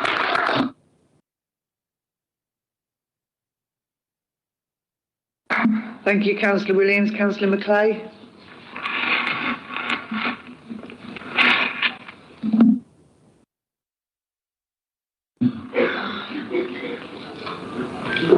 Sorry, thank you. I wasn't expecting to be all sorts of bits. So yes, across the HRA documents, several issues emerge that deserve consideration. The first is the sharp increase for disrepair claims, with 1 million reserves earmarked as a risk provision for these claims. It raises questions about the financial sustainability of this trend and the broader environment in which no-win, no-fee firms are operating. I'm aware that housing officers are working to engage with residents on this issue, but what more could be done with national government to address this? And let's also be really proactive with engaging with tenants on the repair needs that they reach out about. The External Auditor's report brought to Audit and Standards Committee expressed concerns about the creeping reduction in the HRA reserves. They said the financial sustainability of the Council's HRA is of concern given the housing stock liabilities in terms of the age and the work required to bring properties up to the Regulator of Social Housing's consumer standards. Which brings me to the LPS blocks. The 8 tower blocks contain 558 flats in total, an overarching programme to redevelop all 8 sites completely is estimated to cost more than 500 million over a phased period. That's a big sum of money, and I question where the money is going to come from. The decanting of LPS blocks will reduce available housing and place strain on the housing register. While this is temporary, questions remain on timescales. Replacing these homes will take well over a decade, I imagine, and raises the question about the viability of relying on large-scale demolition as opposed to refurbishment. The loss of these units cancels out many of the new homes achieved by this and previous administrations. And I also want to raise a notable reduction in sustainability-related investments, including slashing in half solar PV expenditure from approximately 1.2 million last year to around 600,000 in the coming year. The previous administration built up a 5 million reserve specifically to accelerate retrofit and sustainability work. And the decision to draw down this reserve rather than expand it highlights this Labour administration's lack of priority for green and fuel poverty initiatives. It's an important fund and a fund that would really have helped people during this cost of living crisis. Housing supply is also affected by several factors, and while an 18 million for home purchases is welcome, historical data demonstrates higher levels of acquisition were achieved in previous years, and at the same time the HRA capital programme in Appendix 3 indicates a slowdown in new homes delivery. In a previous Green administration's best year of running the council, it achieved 90 home purchases compared to the 64 in this budget. While ambitious and needed, it could maybe go further. Rent collection trends also show risks emerging. Rent collection previously above 94% is estimated to fall to... Time is up. Thank you very much. Can I call Councillor Theobald, please? Thank you, Madam Mayor. I would firstly like to support the Conservative Amendment 2 that proposes a reduction in the planned cuts of £100,000 to library services, as shown on page 8, Appendix 2 of the General Fund Budget Report. The Labour administration is no friend to libraries and our residents and children who use them. Labour have already voted amongst themselves to reduce opening hours and close the libraries at Hollandbury and West Dean. The former is not exactly an affluent area made worse by the Labour government policies. I am confident that our residents, whom we are supposed to represent, would prefer us to reduce the funded union facility time rather than the opening hours of the libraries. The Conservative group would have supported the Green Amendment, but we cannot agree to reducing the glyphosate weed spraying programme. Those of us who represent outlying wards know that pavements and verges will once again become a hazard for residents and harmful for dogs. Whilst I'm on my feet, I would like to add that our car parks are still far too expensive, and the proposed increase in the seafront tariff of 256% for an hour's parking in the summer and 106% in the winter on Madeira Drive is ludicrous. Surely, in winter in particular, we should be encouraging visitors. The Labour government has inflicted enormous damages to our economy, hence the increases each month on unemployment and widespread closures of businesses. The government's friends on this council want to follow suit and add to everyone's misery by driving away visitors and residents to, for example, the sea lanes, Volks railways, cafes and restaurants and many more facilities. No wonder that this city is struggling. We must not forget the increases in the parking charges in Kemp Town, which will affect patients, hospital workers and visitors as well. On another matter, Wellington House Daycare Home for Adults is proposed to close, but families and staff have only been informed about this very recently and are naturally very upset. They have been informed that there will be a consultation, but the closure is already planned in the budget. As usual, Labour consult but ignore. I do hope you will support the amendment for the library. Thank you. Thank you, Councillor Theobald. Councillor Earthy. Thank you, Madam Mayor. Firstly, we would like to thank the officers for preparing what must have been the most challenging and thankless budgets in recent times. This year, our group has opted not to participate in the robbing Peter to pay Paul ritual. They said Councillor Fishley will express some serious concerns about how residents' money is spent, but here I express some serious misgivings about the size of the reserves and how they were calculated. In the past, budget savings have been made simply by reducing the amount of money allocated to specific headings. This year, the £8 million of savings from adult social care and housing people services is to be funded by active process changes, active service demand reduction for a variety of means, each accompanied by significant delivery risks. We do agree with Councillor Taylor's observations that we must do something to address the root cause of the city's housing sector, because it cannot continue to throw general fund money at it. However, at the root of these social issues lie the causes outside the control of this council and Councillor Taylor, namely the demographic and macroeconomic trends that will boost service demand no matter what we do. So, for example, this city's got our own share of ageing baby boomers who need adult social care. We have an underperforming economy that will increase unemployment, poverty, homelessness, and thus the demand for emergency accommodation. And we also in the city have few short-term options to increase the supply of temporary accommodation. While the exit of private landlords may allow us to transfer more capacity in from the private sector, it doesn't actually increase total capacity. So bearing these trends in mind, we calculate that the reserve fund of nearer £18 million is required, larger than the number put forward by the external auditors and Councillor Taylor. We assign heavier weightings to macroeconomic risk factors, specifically the state of the economy and its prospects for growth. We fear that the current economic projections being touted by Labour government are far too optimistic, and this irrational exuberance has been embraced by Councillor Taylor. We foresee a period of continued stagflation with a real risk of recession, and can substantiate this with personal experience. We conclude there are no positive existential factors coming to this budget's immediate rescue, and service demand will increase more than Taylor has allowed for. We do welcome the receipt of £15 million at EFS, and broadly agree with Councillor Taylor's strategy for its deployment. Our overrunning fear, though, is that we'll be rerunning this conversation next year with the Council's finances deteriorated further. Deterioration would entail an investigation, and very soon it would transpire that at the heart of this Council's risk management strategy lies political wishful thinking and a degree of avoidable wastage. So our message to the Labour group is very simple. There's an awful large number of moving parts in your strategy, and a lot can go wrong. Budgetary risk management is an unforgiving mixture of science and black art, best served cold. Take a dispassionate look at the numbers, listen to what the experts are telling you, increase the reserve and reduce wastage.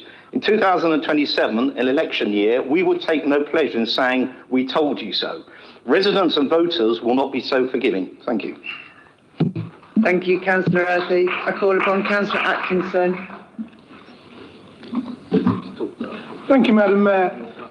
Some of what I'm going to say today is a repeat of last year. A huge thank you to all the officers who helped the administration prepare for this budget. It's a thankless task as we continually look at ways to save money, but it's obviously important we deliver a balanced budget, and the administration seems to have carried out the task in a responsible and measured manner. I think the outcome would have been mostly the same, whatever the colour of the administration, and apart from some relatively minor amounts listed in the amendments from the opposition groups, the main spending and savings plans will remain untouched by any changes we make today. One thing that seems to happen year on year, though, is the Conservatives bash the unions a bit and the Greens want to get rid of weed killer. In relation to the 15 million exceptional financial support, as I understand it, it's partly aimed at trying to break the vicious cycle of homelessness and the use of expensive private temporary accommodation, together with beefing up our financial reserves. I know as a member of the Audit and Standards Committee that our external auditors have expressed extreme concern at our low level of reserves. The one issue, though, I have real concerns about is the proposal to charge 50p for entry to a number of high-footfall public toilets. I've read a fair amount of online debate on this with people, for instance, saying that Eastbourne now charge. Madam Mayor, we're not Eastbourne, and why, just because they charge, should we? I was going to say, why should we enter into a race to the bottom, but that would be a pun too far. Our seafront and promenade is widely used by local residents and visitors alike, and I just cannot see the practicality of having some sort of resident pass for these toilets. The equality impact assessment on this proposal focuses mainly on young and disabled people, but as has been mentioned by groups such as the Older People's Council, this will hit elderly people just as much, and being a gentleman of a certain age, I totally agree with that concern. Now, I'm being a bit mischievous here, as I'm not identifying where the income proposed by the toilet charge would come from if this plan doesn't go ahead. I'm not raising or seconding an amendment, so I don't have to do that. I will be abstaining, though, if this proposal stays in the budget. It might seem like a minor issue to many in the chamber today, but I think it will prove hugely unpopular and is simply wrong when looking at such a basic human need. Thank you, Madam Mayor. Thank you, Councillor Atkinson. Councillor Nan?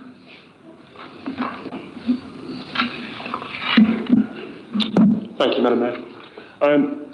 For too many people in our city, finding a safe and affordable home feels impossible. We often call it the housing crisis, but the moment of crisis has long since passed. What we face is now a system that does not work, and we as a system as a city allowed it to develop. It's our responsibility to remake it and to end the human and economic burden it imposes. Last year, around 2,600 households came to the council for homelessness support, including nearly 600 families before they became homeless and 1,200 households who had already lost their homes. Imagine that, 2,600 families in crisis in a single year. Our new strategy focuses on prevention and early intervention. We are strengthening tenancy support so families get help with rent arrears, debt, benefits and crisis funding before problems spiral out of control. Where staying isn't possible, we're improving access to alternative homes in the private and social rented sectors so families can move straight into stable housing rather than temporary accommodation. The one saving grace of our system is our excellent housing team and our brilliant voluntary sector partners. Our strategy was developed with them, and we are committed to providing support to them and providing leadership for them. Turning off the tap of homelessness will save us money and our residents grief. We spend many millions on temporary accommodation every year, wrecking our finances. The £112 million investment in housing stock will allow us to buy better, cheaper, safer temporary accommodation, including more spaces for families. We will control the quality, and the money will not leak out of the system into the pockets of the temporary accommodation owners. I'm proud to be a member of the current chair of the joint venture with Hyde, and as part of that, we are overseeing the creation of over 400 beds at social rent. This will just be the beginning. We aim to create more homes in the years ahead across the city. We no longer have the dubious luxury of managing this broken system, and that was never our intention. The task may seem enormous, but as you heard in the speeches before this one, we are not overwhelmed. These measures outlined this evening are a great start, and I'm confident that soon we will see the results. Fewer families in crisis, less lives lost or ruined, lower economic costs, and a city where everyone has a safe home.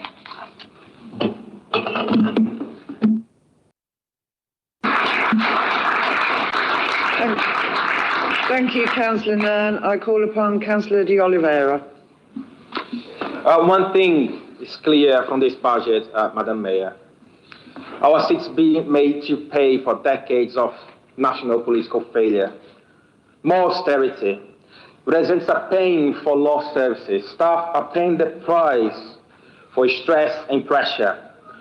And already overstretched residents are paying in hard cars just to keep the show on the road.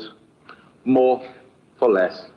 Meanwhile, I feel, and we do, that many Labour councils are unhappy with the direction of travel of a cabinet in free fall. When the crowd is headed in the wrong direction, walk along.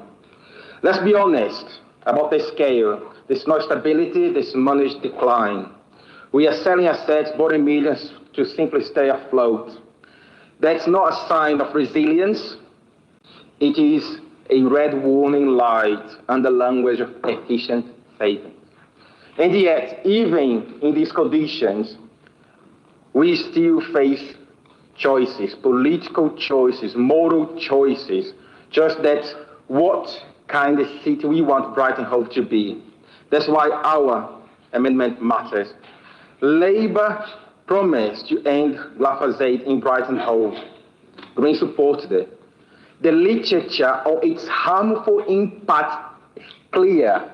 Glyphosate has been told through many measures that it has severe impact on health. Our amendment does not ignore the reality. It allows for limited spending for complete move away from pesticide reliance. But it says clearly that scarce public money should now be redirected to something of greater social value, keeping our libraries, paddling pools, and nurseries open. Because libraries are a luxury, they are not ornaments, a little extra to be sliced when things get hard. They are warm, they are free, trusted community spaces, they are places of learning, refuge, connection, dignity. They matter to children, to older people, to job seekers, to families without much space or money. And every resident who still believes public service should mean something. Let us choose care over chemicals. Let us choose public space over pesticide spray. Let's choose a budget amendment that protects what makes the city livable, humane, and civilized. Support our amendment. Thank you, Councillor Oliveira. Councillor Lyons. Thank you, Madam Mayor. Residents are paying ever more for services. Do you really think charging for a new refuse bin really should be in the budget policy? If so, the administration are really scraping the bottom of the barrel. And for what? To raise an extra £60,000. Labour policies since being elected in 2023 continue to attack hard-working families. By charging for bigger bins, we'll send another message to households who particularly have more occupants, that they are not welcome here. I also note you wish to charge for Christmas tree collections as well. Not that Labour did Christmas really last year. There wasn't even a Christmas tree at Hove Town Hall. So what will happen?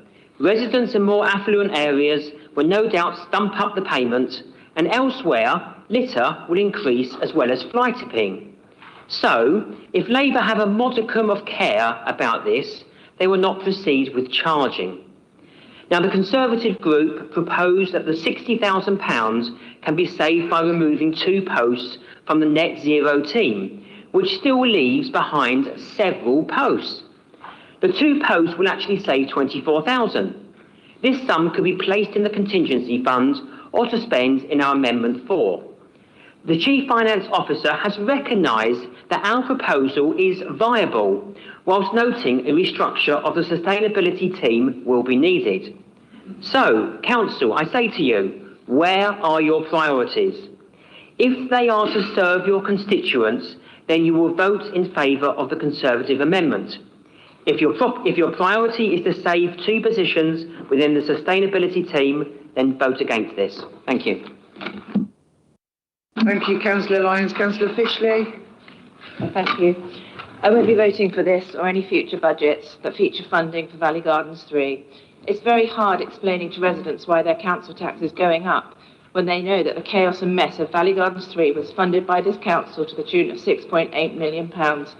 I was late to this meeting today. My bus journey took 25 minutes longer. There were 3 ambulances that got stuck, just couldn't get through. Add to this a bin collection service that is still ridiculously unreliable. My champagne is still on ice, waiting for a week when no bins are missed in our area. And now we have potholes that are being given a lick and a promise, so they open up again a few weeks later. Also, Councillor Taylor, I'd like to know why we're allocating still funding to projects is taking such a ridiculously long time. Please would you get on top of this?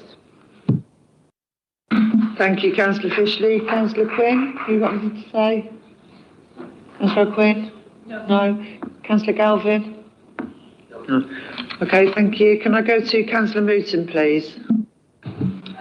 Thank you, Madam Mayor. This administration makes tough, fair and responsible choices for our city. We're prioritising 14 school crossing patrols, keeping children safe every school day. We continue bikeability training, giving thousands of young people the skills to cycle confidently and safely. With Labour uplift in highways maintenance grant funding, we're delivering safer, better streets, safer junctions, new crossings and expanding school streets. With St Andrews, our 16th scheme opened this year, to soon better enforce with our successful bid for moving traffic enforcement powers, a real win for Brighton and Hove. We've acted where others differed. We've fixed pavements instead of rewilding them. We've cleared weeds, repairing trip hazards, and now to invest £1 million for safer, more accessible pavements. And after years of Tory government delay, we now have powers to tackle hazardous pavement parking. Under immense pressures, balancing child pedestrian training from our general fund, a service most councils do not provide, is deeply challenging. We carried it further than most because children's safety matters. May I stress the budget is a resourcing decision. Operational issues and other options will be discussed with staff delivering the current service through consultation, listening to their ideas and explore options. Outcomes are not predetermined, with a stated policy to serve schools in more deprived areas where we can. The loud Trumpian Tory dog whistle calling for equality, diversity and inclusion to pay for child pedestrian training. How cynical. I'm proud to live in a diverse, inclusive city where you can be different, be yourself, feel safe. Proud to be part of an administration tackling deeply ingrained inequality and seek to be part of a city of sanctuary with a proud history of welcome. We will not be balancing the books to undermining inclusion. And when the Tories talk about road safety, let's remember Katie Bourne, the Tory Police and Crime Commissioner, unilaterally withdrew Sussex Police from the Sussex Safer Roads Partnership, snatching £2.4 million, including speed camera revenues from our city. That funding should continue to support young road users and safety education. Shameful, audacious Tory daylight robbery, snatching away as they again point at a problem that they are the root cause of. Tories pointing at Tory holes without taking any responsibility for the damage that their party has caused. Shameful snatch a privileged Trumpian Tory pedalling on a bike without a wheels, with no secure place to park it. Give our residents their money back and we will get on and make our streets safer and help them. Thank you, Councillor Mewton. You're out of time. Thank you. I call on Councillor Pickett, please. Thank you.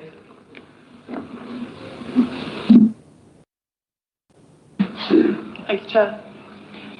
Labour's National Manifesto stated that it would end sticking plaster politics, end the chaos and meet long-term challenges. And yet here we all are, still sticking, but running out of plasters. The lack of resolve around national issues continues to impact local councils such as ours, and despite assurances, national, financial and fiscal policy continues to leave local authorities with nothing to balance the books. And whilst we are told that funds to this council's general fund have gone up, the problem is that it's just not enough. Councils in general now have no power except to continue making year-in continuous cuts until there's nothing left to cut. This is short-term and not what Labour promised residents. Residents, for example, such as those who use the long-established wellbeing hub based in Preston Park Ward, a fantastic centre catering for people in need of mental health support.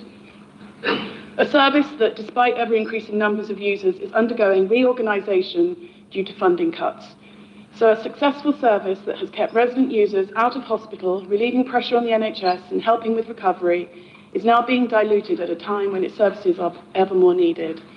Many of the vulnerable users are increasingly worried, just to add to their mental health concerns, that a reduction in hours and services could eventually see the hub closed as unviable in the foreseeable future, much in the same way that the city lost Belgravia Day Centre and now Wellington House. Winding down opening hours will eventually make a service unviable. Perhaps we should keep that thought in mind when cutting the hours in our libraries. How long will it be before we cut the entire library service? It remains questionable why we're cutting services such as this, yet continuing to employ toxic glyphosate on the streets that the majority of engaged residents do not want. And so, just as Councillor Sykes has previously called out, what I really want to know is why this Labour administration has not done more to influence the government to make radical policy changes that would provide better funding for local authorities, examples being higher taxation of the super rich and cancelling the right to buy. The current funding process for councils is not working, and I'm sure there are Labour councillors in this chamber who agree we could do so much better than this if we had the means to tap into the great wealth that exists in this country. It just needs a government to make the choice to make it happen. Thank you. Thank you, Councillor Pickett. Councillor Hogan.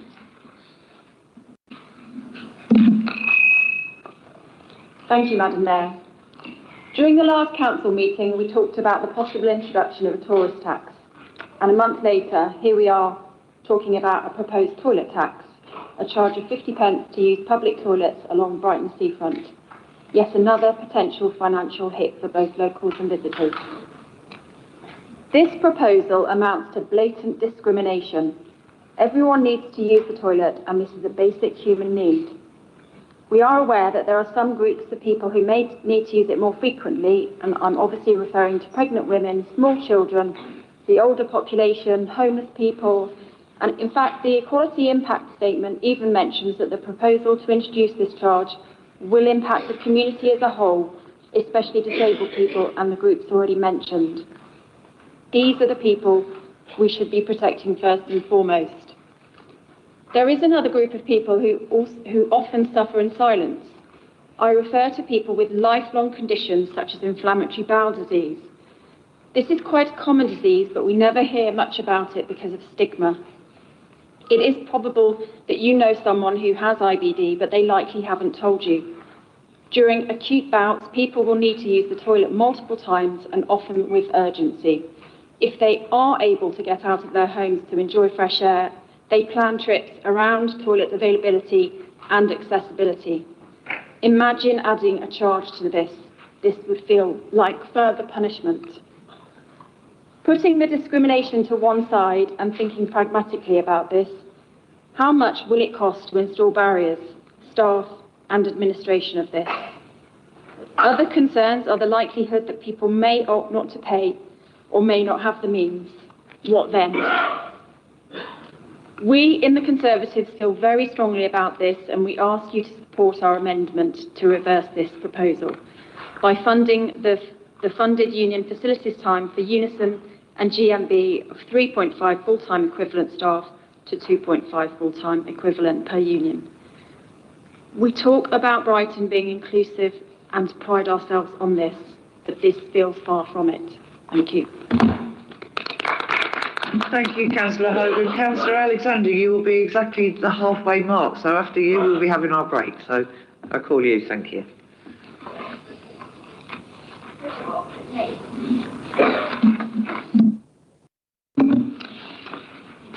First of all, can I just say to Councillor Pickett that the Wellbeing Centre in Preston Park has not had a funding cut from the council, as the service is mostly funded by the NHS.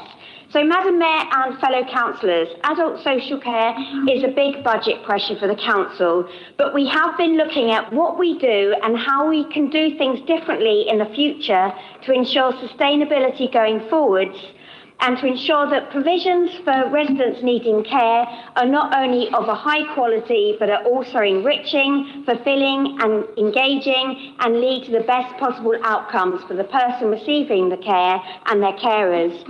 I do know that emotions are running high for some currently, with our proposal to recommission the day opportunity provisions for the 21 adults who currently attend Wellington House. And we do recognise the fears and concerns. Change can be worrying and scary. I can promise, though, that following the budget passing this evening, there will be a thoroughly in-depth consultation where we will be talking to families, to carers, to staff, and to the other 6 providers of day opportunities in the city, where early conversations so far have been really positive. And as part of the consultation, we will also be holding a round the table with parents and carers of young people with learning disabilities, so they can let us know what they would like to see available for their young people in the years ahead. By working together, we can shape the future together. We are listening, we are learning, and we will only recommission the day opportunities for those currently attending Wellington House if we are fully satisfied that their needs can still be met by one of our city's fantastic not-for-profit provider partners, and I give my word on this. It is not just about making savings, it is an opportunity to assess what provision people with learning disabilities and their families would like to see offered in the future. Where are the gaps in the provision currently? What opportunities are currently missing? How can we meaningfully provide provision? How can we improve this? How can we help providers build their capacity? Consider physical building size, staff recruitment, and available facilities, etc. Can we invite other providers from outside the city to set up here? The consultation will be used as a base to plan how we ensure provision in the city for adults with learning disabilities is not only available and of high standard, but is also meaningful, fulfilling and enabling for our learning disability communities, whether they have low needs or high competence. Thank you, Councillor Mitchell. You're out of time. Thank you very much.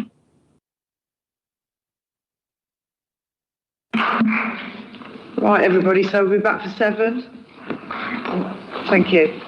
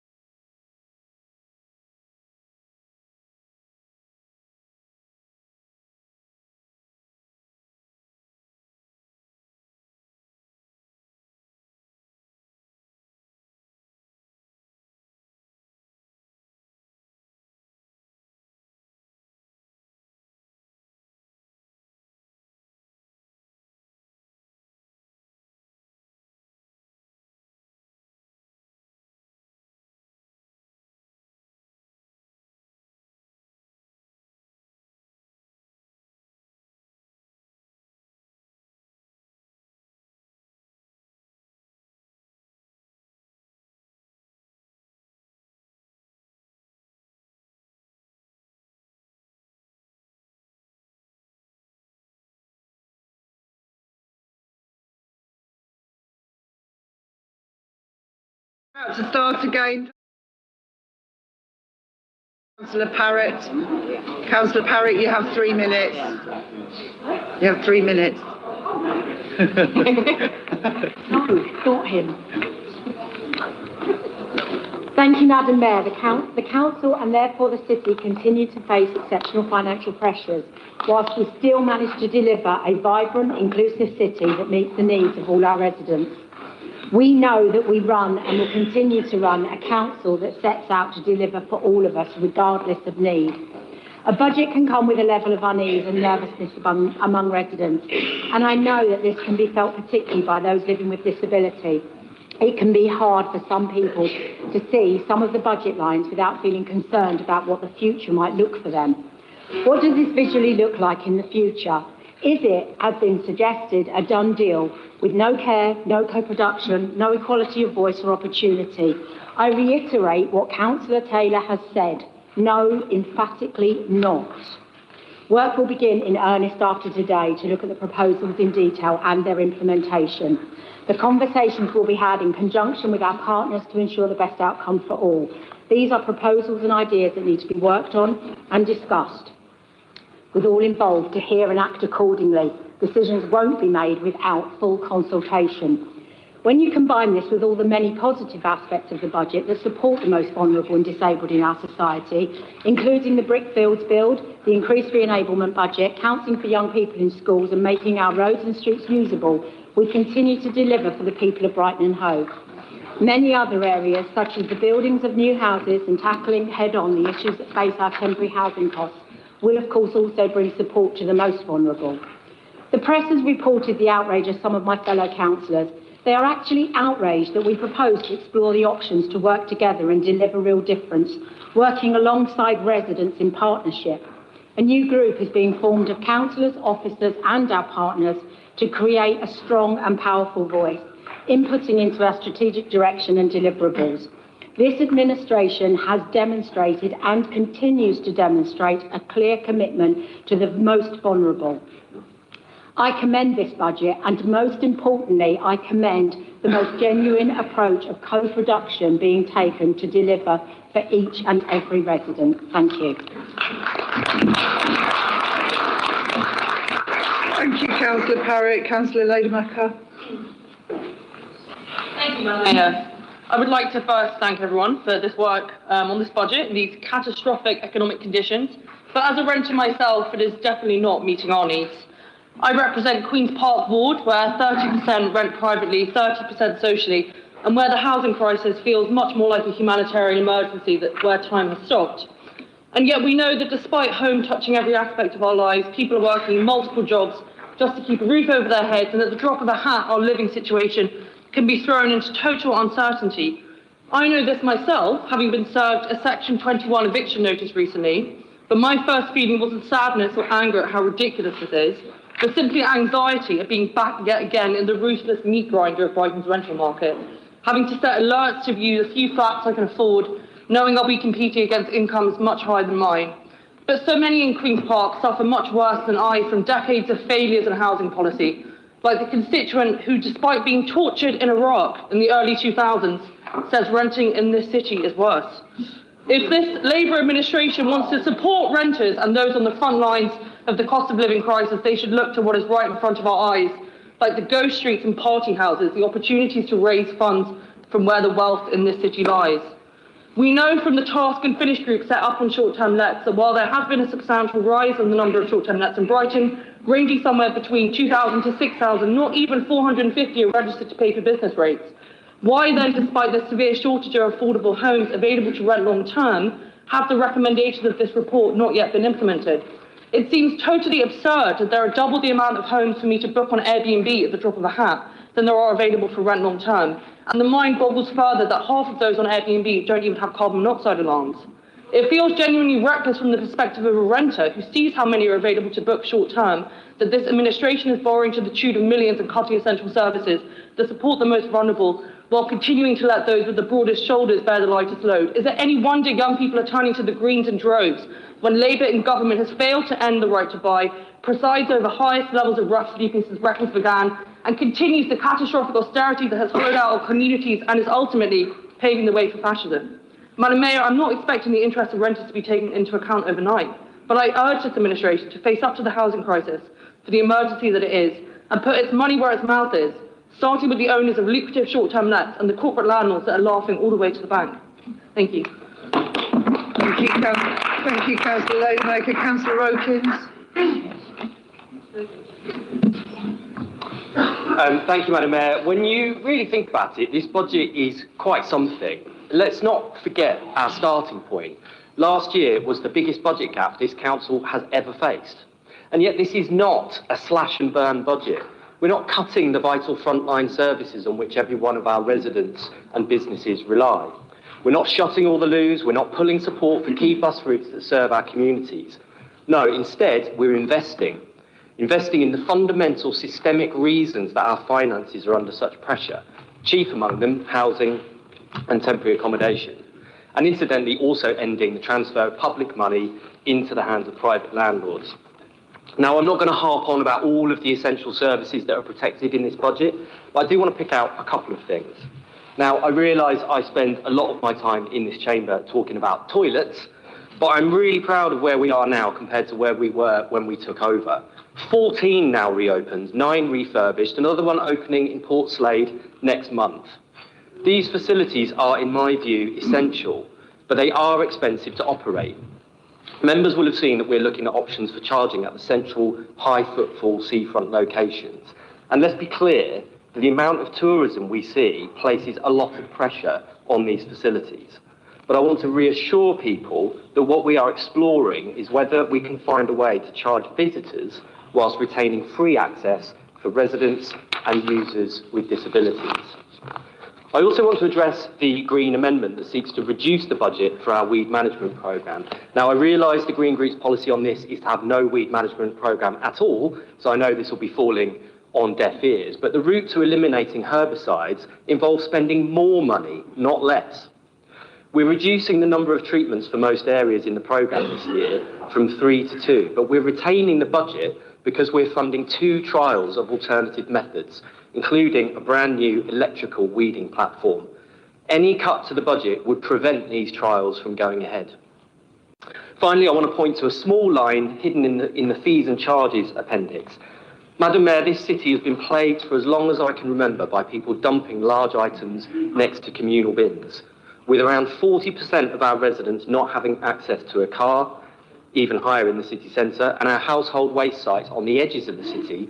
What other options are there? The council offers a bulky waste collection service, but the prices start at £60. Well, not anymore, Madam Mayor. From April the 1st, that £60 will be slashed to £25, making it far more affordable for residents to do the right thing and dispose of these items responsibly. Thank you, Madam Mayor. Thank you, Councillor Rokins. I call upon Councillor Goldsmith. Thank you, Madam Mayor. I'd like to start by talking about the seafront, specifically about the toilets on the seafront that Labour is now wanting to start charging for. I know that under the previous Green administration, the idea of charging for toilets was considered, but importantly, we consulted on it, and based on that consultation, we didn't go ahead with it. Labour slammed us for that, for us even considering that option at the time, but now they're actually bringing in these changes while skipping the consultation part because they already know it's deeply unpopular. This decision will impact most on elderly residents and residents with disabilities, as well as parents and children. As one of the councillors for the busiest stretch of seafront, I've also had emails from businesses who say they already struggle with members of the public demanding to use their toilets, sometimes facing abuse and physical damage as a result of them refusing. Measures in this budget will only make matters worse, and there seems to be no plan to mitigate it. I'd also like to quickly talk about the voluntary sector. This budget will see a real terms reduction in the funding for those organisations, while at the same time signposting even more people to their services in order to mitigate the impacts of other cuts that are being made. We've knowingly given these organisations more work to do, but we're actually making it harder for them to cope with that new demand. Worst of all, these organisations are saying that the council didn't even let them know they've been making these recommendations or consult with them. Like a lot of this budget, it's simply not sustainable.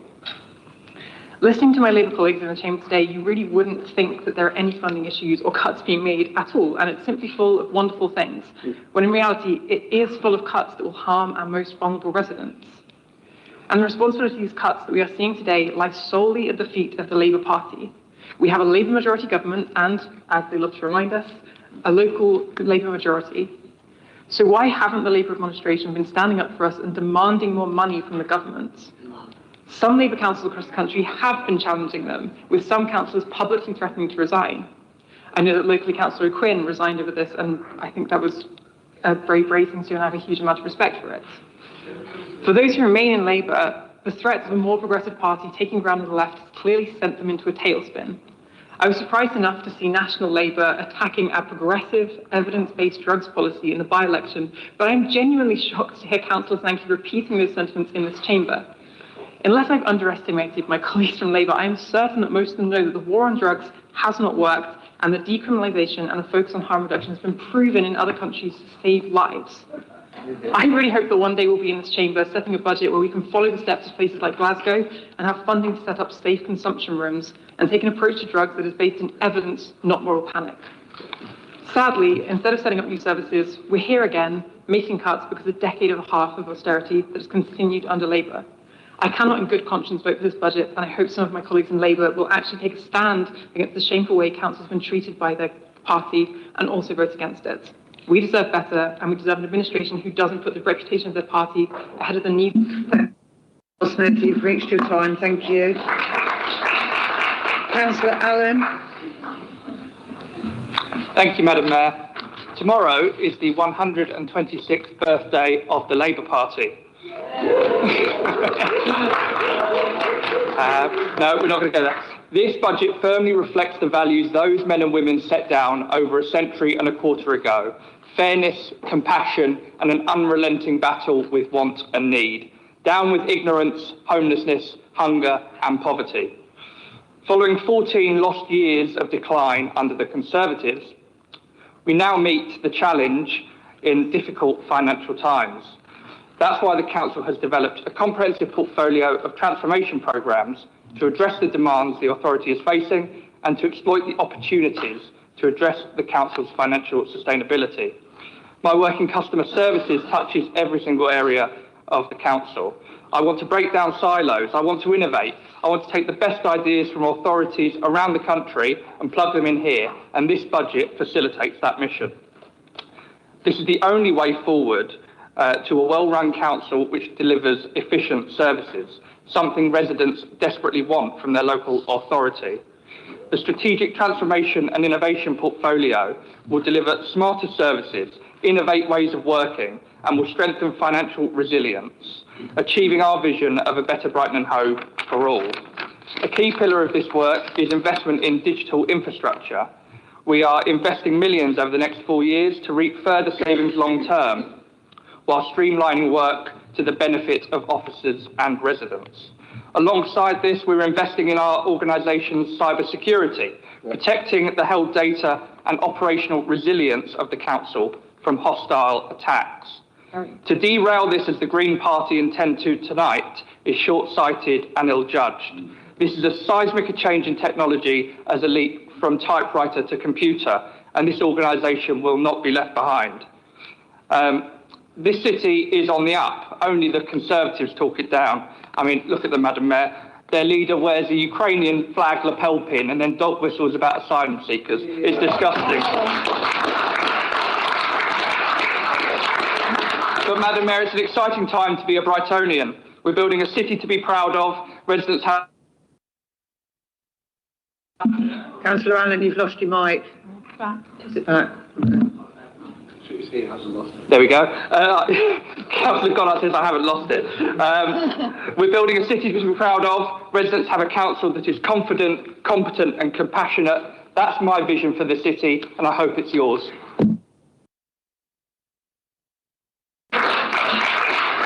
Thank you, Councillor Allen. I call upon Councillor Hill. Thank you. Labour tells us that they want co-production in their proposals for Wellington House Day Centre closure.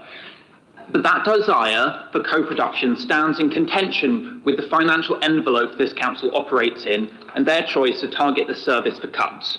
Wellington House staff and service users didn't ask for this proposal. Indeed, Unison, who represent those staff, were protesting against the proposal outside of this budget meeting today. The bottom line is that this comes down to an attempt to save £400,000 annually from the budget. This is fundamentally not a, quote, opportunity to assess what families would like to see offered. What you're doing is cutting vital frontline services.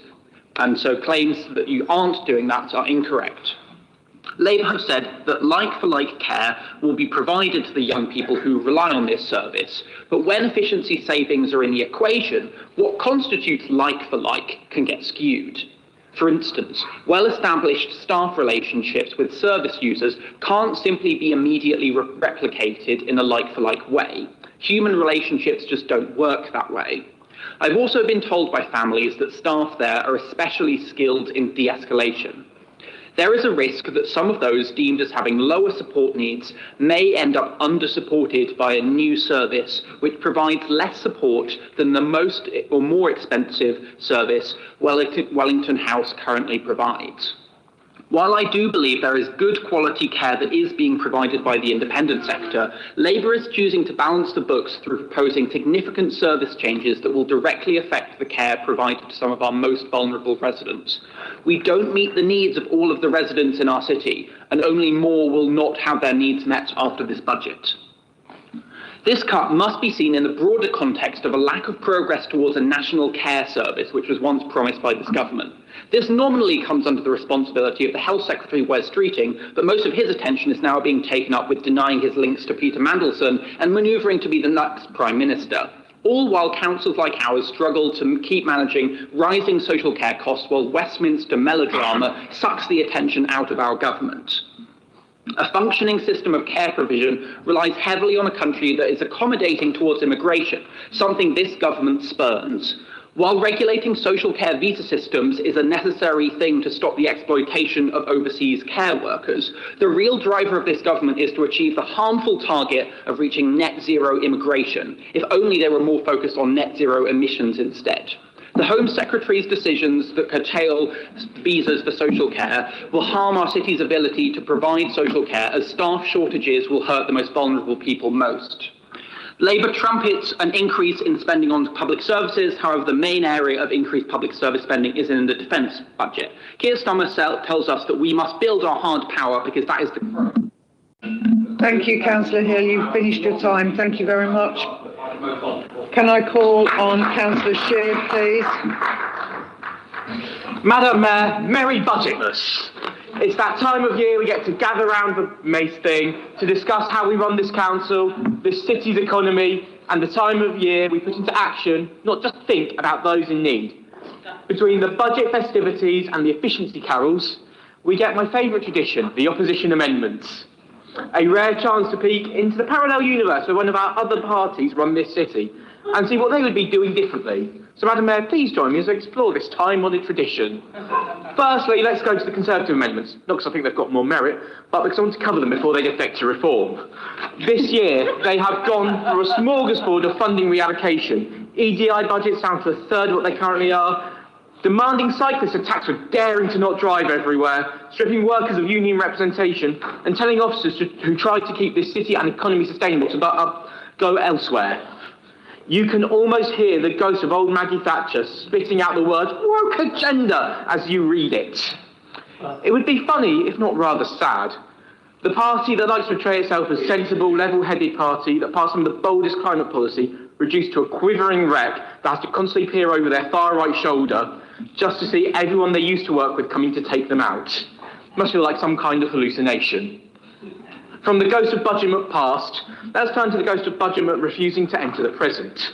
The Green Group this year have attempted to make everyone feel fluffy by ducking hard decisions and refusing to acknowledge what the council are actually doing. This year they, again, want to remove funding from our de-weeding programme to turn our streets to an organic obstacle course. Return money given to us by the Labour government, because accepting it means the Greens couldn't try and bankrupt the council with another overspend and wage a Luddite-like war on the concept of updating council's technology. However, the most curious one comes in the form of an amendment asking us to reduce SRA funding and strip officers of tech to do their job, all to fund an investigation into using empty council properties to house those at risk of homelessness.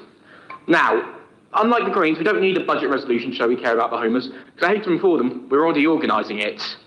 Because we just get on with caring for the most vulnerable in this city.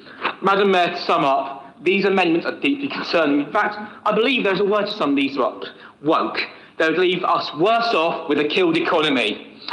Our budget does not suit me, Madam Mayor. This fit does not suit me. Just call me old-fashioned. I'll stick with my own tailor, thanks. Thank you, Councillor Sheard. I call upon Councillor Fowler.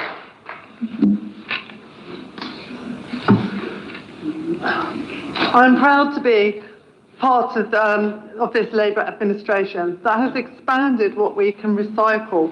For a long time, I was even a councillor, I campaigned for an increase in our recycling, such as pots, tubs and trays. The previous Green administration did not manage this, trying to blame the Viola contract, but we have worked with Viola to deliver this improvement and meet the Council's environmental obligations. I'm pleased to say that the improvements are ongoing with the introduction of Tetra Paks such as food and drink containers and foil in the coming months.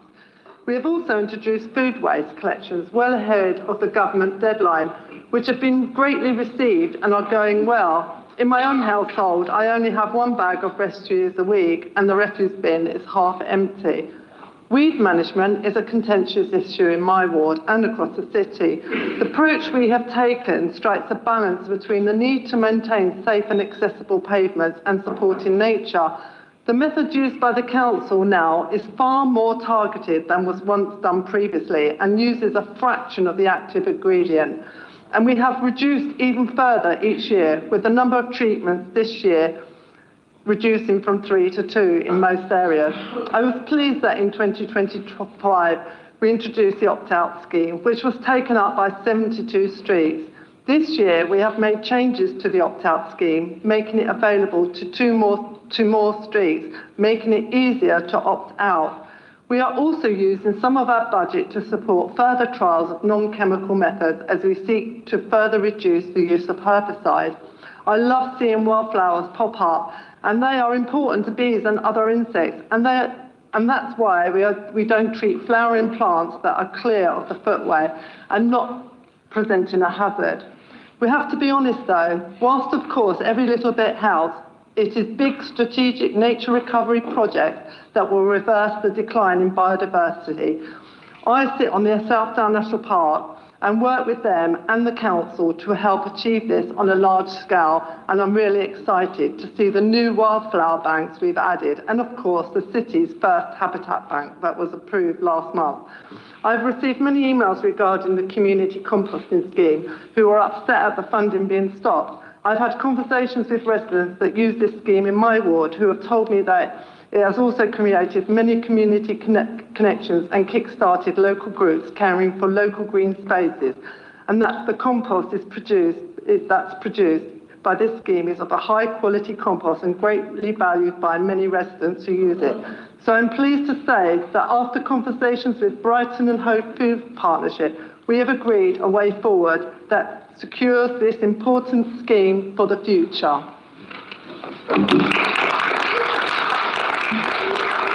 Thank you, Councillor Fowler. I call upon Councillor Cattell.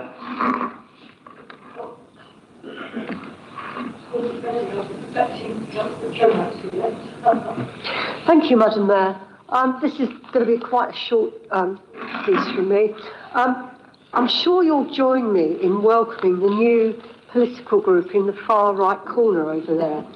They're not wearing their turquoise ties or scarves yet, because Nigel's still trying to find his way back from the Chagos Islands to get them sent out in time.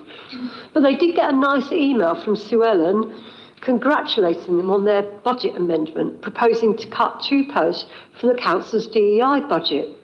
Just to remind everyone, Reform's own shadow spokesperson, or should I say spokesman, for education, skills and qualities has stated that on the first day of a Reform government, she would happily do herself out of a job by getting rid of the Equalities Act and do away with DEI. which in her view is ripping the country apart and, I quote, is less about equality and more about prejudice against white people. Madam Mayor, what message does that send to our black and global majority staff, to our disabled staff, to our LGBTQ plus staff and to our female staff? To me, it says that our group of 5 reform wannabes don't care about them, don't care about protected characteristics, don't care about social justice, all for the sake of £197,000. Thank you, Madam Mayor.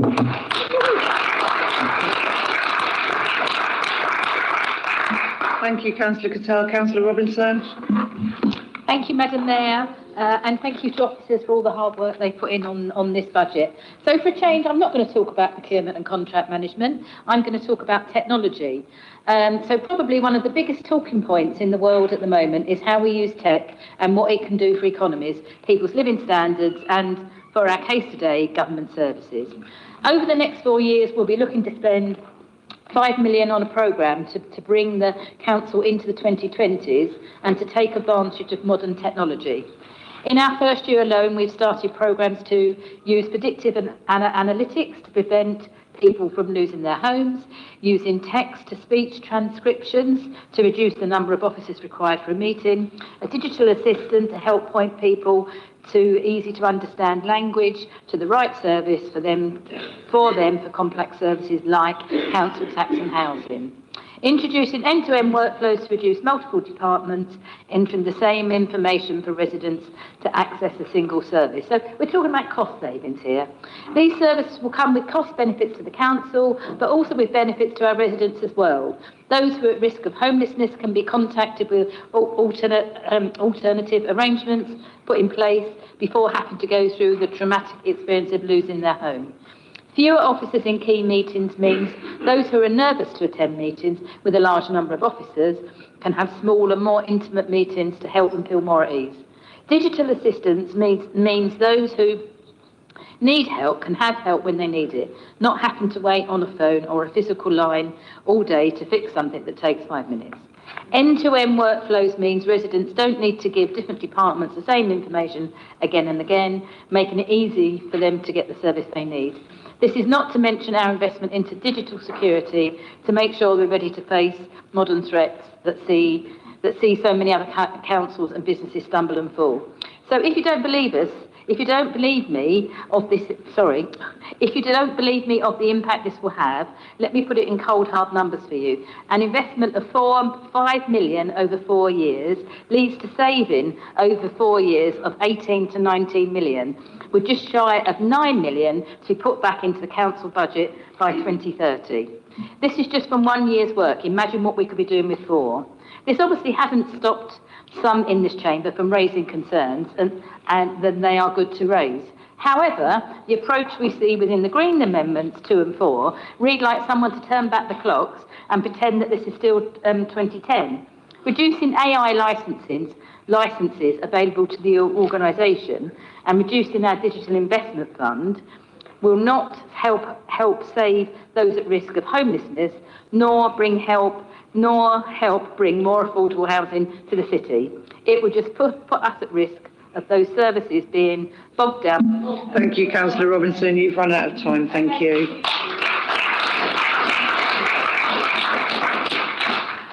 Councillor Goddard. Thank you, Madam Mayor, and in Councillor Sheard's immortal phrase, Merry Budgetmas to you as well. I want to begin by recognising a key part of the budget process. It was positive and it was constructive, and I'm obviously talking about scrutiny.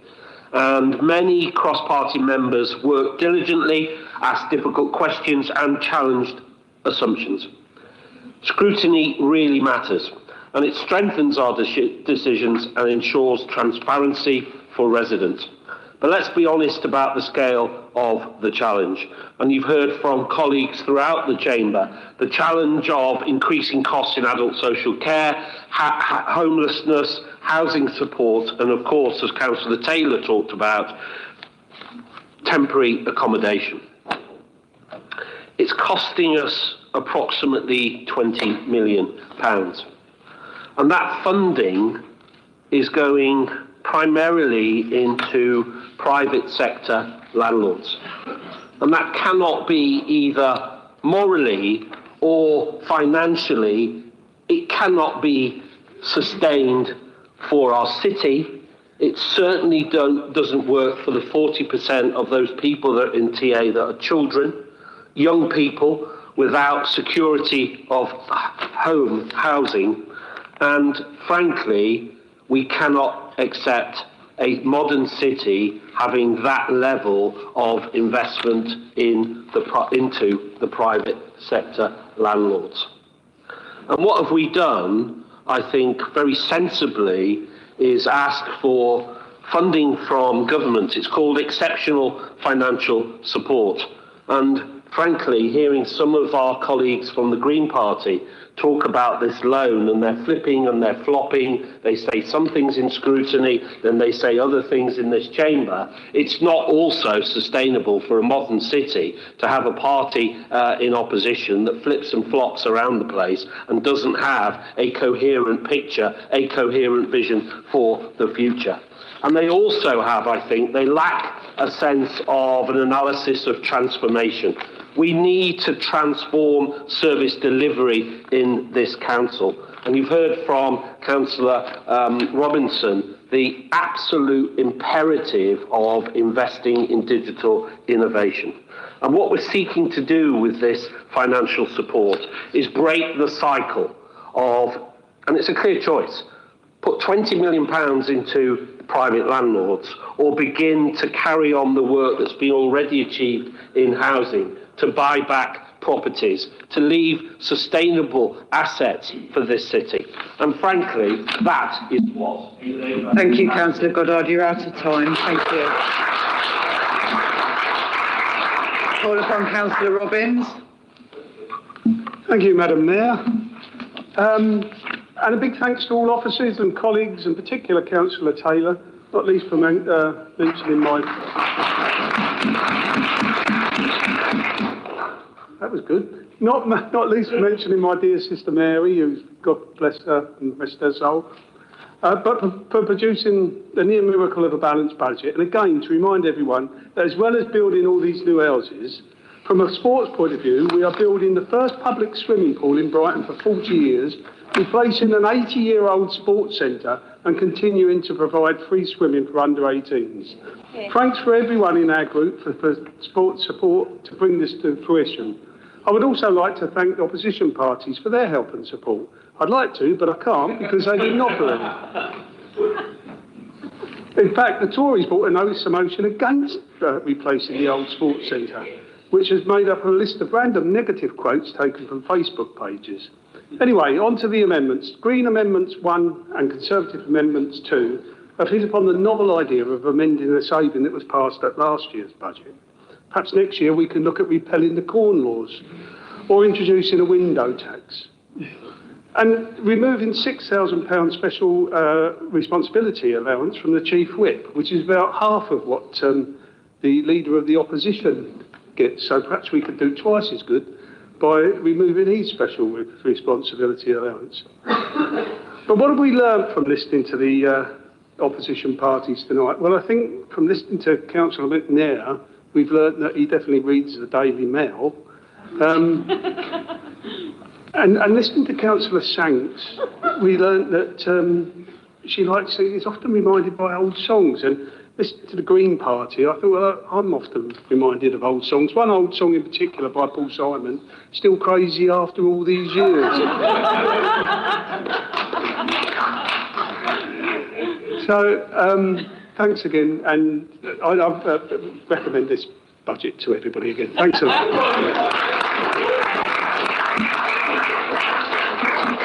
Thank you, Councillor Robbins. That is now the end of the debate, and I will now call on Councillor Taylor to respond to the debate on behalf of the administration. Councillor Taylor, you have 5 minutes. Thank you, Madam Mayor, and thank you to all councillors for participating in the debate. I'll rattle through some responses to various councillors, starting with Councillor Sykes. I'll return the compliment in saying that I also respect him and his work and whisper it quietly. I also get on with him quite well. But there were some curious elements in his budget speech, I thought, There were extensive references to Barnet, to Bristol and York, where Rachel Maskell is an MP. There seemed to be missing a mention of another place beginning with B, which is Brighton and Hove. I think there was only one reference to the name of the city and vanishingly little reference to his actual vision for the city.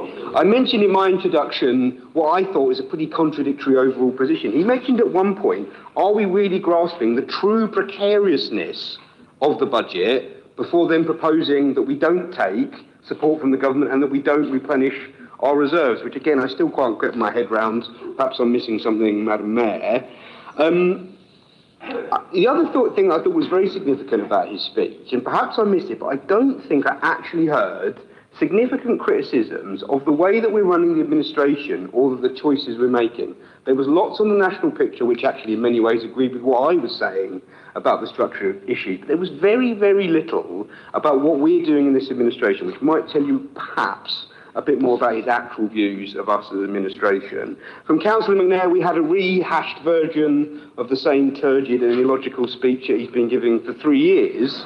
There were slightly fewer bizarre cultural references than normal, just Wurzel Gummidge this time. But it was nice to hear him mention Whitehawk, so that we can mention the £20 million of Pride in Place funding that the area has secured from the government.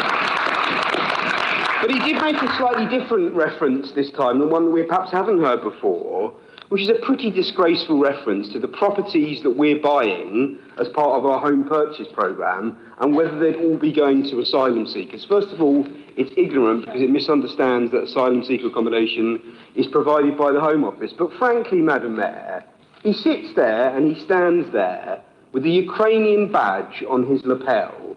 Ukrainians, and he's now nodding, who have been housed in this city under the asylum seeker programme, he's nodding away. So perhaps there's a different type of asylum seekers that he doesn't want to welcome to this city, and perhaps it's because of the colour of their skin, Madam Mayor, and I think we should all reflect upon that. Councillor Macleay, well, perhaps you can explain why he's so anti them then. Councillor Macleay... Can you hold a minute, Councillor Taylor? Mayor, by mentioning someone's wife, isn't that a bit below the belt? And colour skin. Councillor Medner's wife is a Ukrainian. It's not a point of order, Councillor. Disgraceful. I didn't mention anything about Councillor McNair's wife. I mentioned the lapel that was on his suit, and that was a ridiculous point of order. Councillor Macleay reported a rise in repairs. Right, can I have some order, please? Thank you. We will not tolerate rudeness in this chamber. Councillor Cattell just told me to shut up. Is that the sort of behaviour you want? Right, Councillor Meadows, you were shouting. Councillor Cattell, can you please refrain from shouting? Shut up, please. Thank you. Councillor Taylor, would you wish to continue? If I have a bit more time on the clock, which I've now lost, but let's return to some serious issues which Councillor Macleay raised about increased repairs reported within the HRA account. My understanding is the vast majority of those relate to damp and mould and followed a campaign that we had to make residents aware of the issues and ask them to proactively report them, and we'll obviously now work through trying to fix them. Councillor Theobald raised declining visitor numbers. I think if you're going to raise that, you've got to get the numbers right. Visitor numbers are going up. They're actually up to pre-COVID levels now in the city, which is great, and we'll keep working on that. Councillor Earthy mentioned risks in the budget and moving parts. He's absolutely right. There are a lot of risks in the budget, and we accept that, and there are a lot of moving parts, which is why we tried to put in both a risk reserve and a working balance reserve using EFS. Councillor Fishley asked about SIL and why it's taking a long time. Well, the main reason it's taking a bit longer is we're doing participatory budgeting to allow people to input into how that SIL is spent. Councillor Goldsmith raised, as the Greens often do, why don't Labour councillors resign, and this constant moral high ground position from them. I'm as left-wing as any of them, and probably more so in many ways. Bruno's laughing. He's never implemented any policies that implement and actually tackle inequality in the city. Never. They were constantly on their moral. Why on earth would I want to resign? Why on earth would I want to stop bringing houses back into the public sector? Why on earth would I want to not make school admissions fair in this city? Why on earth would I not want to provide free transport for Whitehall kids to school? It's a bizarre position, and it's constant moral lecturing from them. And lastly, Councillor Vandermaker raised important issue of the difficult rental market in the city, which is a really, really important issue to raise, and it's why it's so important that the government passes the Renters' Rights Act. And she finished by saying, why don't you face up to the reality of the housing crisis? That is exactly what this budget does, and if anyone truly cares about it, they should vote for it this evening. Thank you.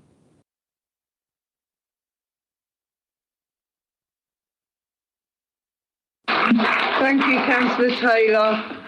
Before I move to the voting, I will ask the Chief Finance Officer and Monitoring Officer if there are any budgetary or procedural points they need to remind us on. Okay, thank you. So, in view of the need to record the votes, I will now ask for the voting system to be activated.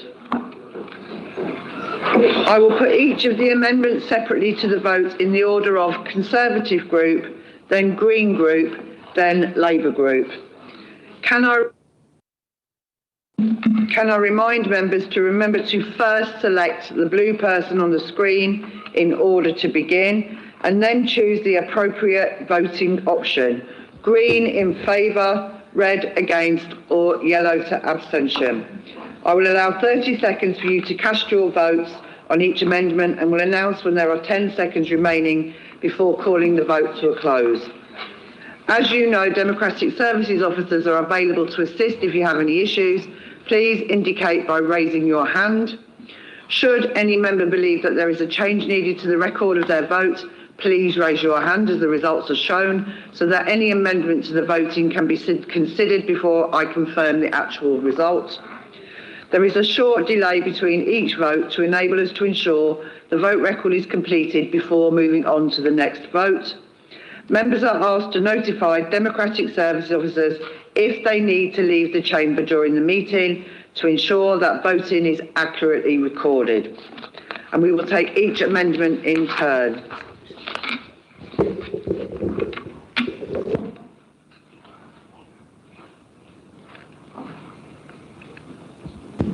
And we'll be ready to vote in just a moment. We're just logging out a microphone. So if you allow us one moment. We're ready to vote. Okay, I will now put the Conservative Group's amendment number 1 as detailed on page 15 of the Budget Amendments Addendum to the vote. Please remember to select the blue button on the screen and then choose the appropriate voting option: green in favour, red against, or yellow to abstain.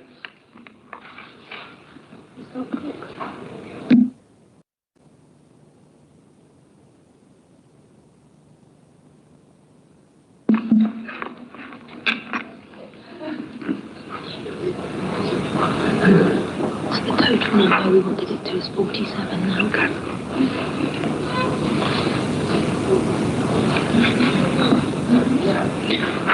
You have 10 seconds remaining to cast your vote, and we're waiting for one vote.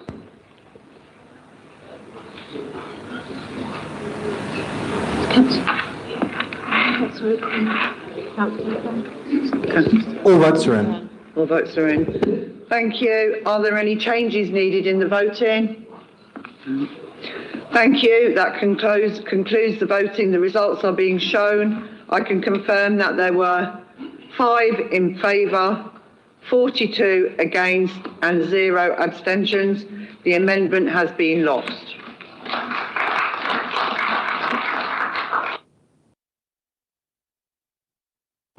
I will now put the Conservative Group's amendment number 2 as detailed on page 16 of the addendum to the vote.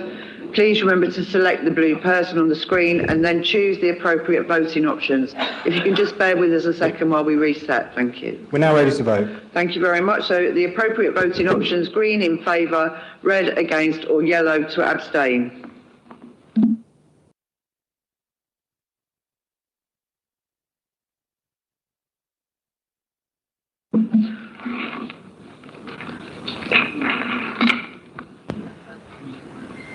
You have 10 seconds remaining to cast your vote.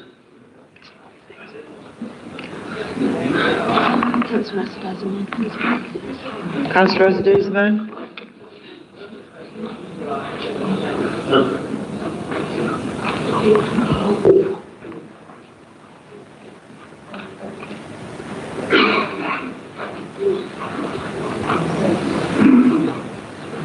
All votes are in. Thank you. That concludes the voting. The results are being shown. I can confirm that there were 5 in favour, 42 against and no abstentions. The amendment has been lost.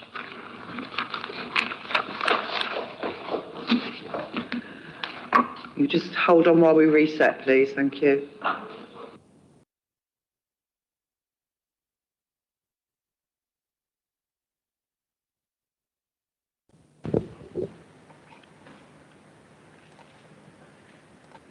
We're now ready to vote.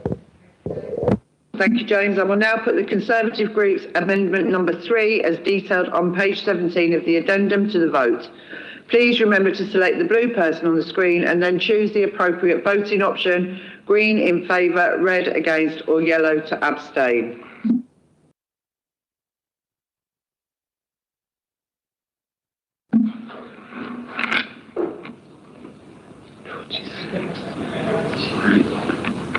We're waiting on 2 votes. Who's the 2? All votes are now in. Thank you. That concludes the voting. The results are being shown. I can confirm that there were 5 in favour, 42 against and no abstentions. The amendment has been lost. You can hold while we reset. Thank you.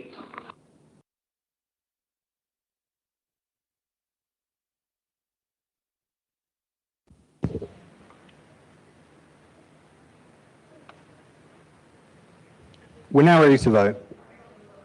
Thank you, James. I will now put the Conservative Group's amendment number 4 as detailed on page 18 of the addendum to the vote. Please remember to select the blue person on the screen and then choose the appropriate voting option: green in favour, red against or yellow to abstain.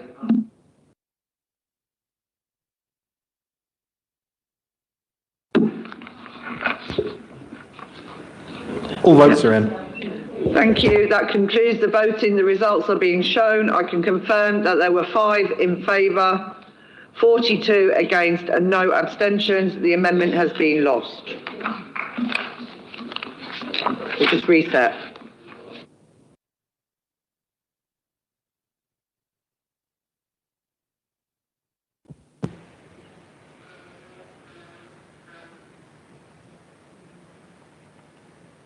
We're ready to vote.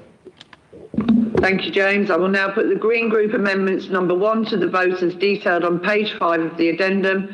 Please remember to select the blue person on the screen and then choose the appropriate voting option: green in favour, red against or yellow to abstain.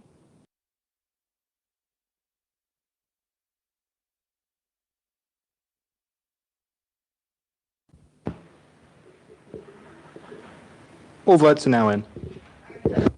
Thank you. That concludes the voting. The results are being shown. I can confirm we had 6 in favour, 8 in favour, 38 against and 1 abstention. Thank you. The amendment has been lost.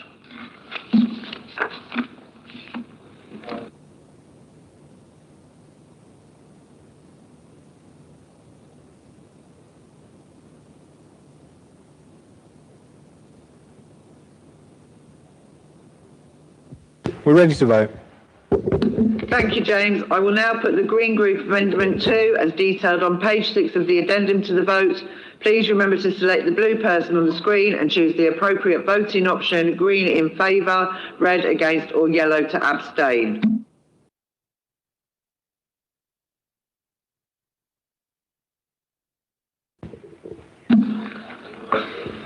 All votes are now in. Thank you. That concludes the voting. The results are being shown. I confirm that there were 8 for, I need glasses, I think. 8 for, 38 against and 1 abstention. The amendment has been lost.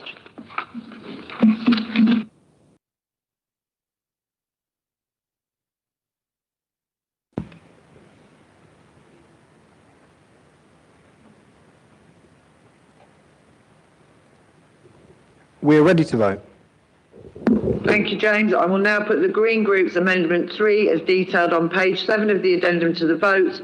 Please remember to select the blue person on the screen and choose the appropriate voting option, green in favour, red against or yellow to abstain.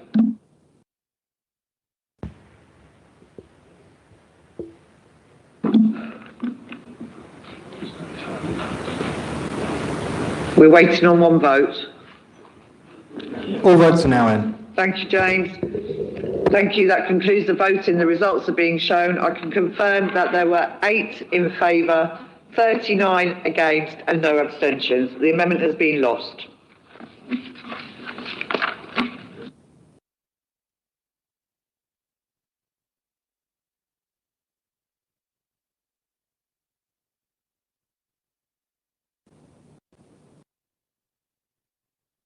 We're ready to vote. Thank you, James. I will now put the Green Group's Amendment 4 as detailed on page 8 of the addendum to the vote. Please remember to select the blue person on the screen, choose the appropriate voting option, green in favour, red against or yellow to abstain.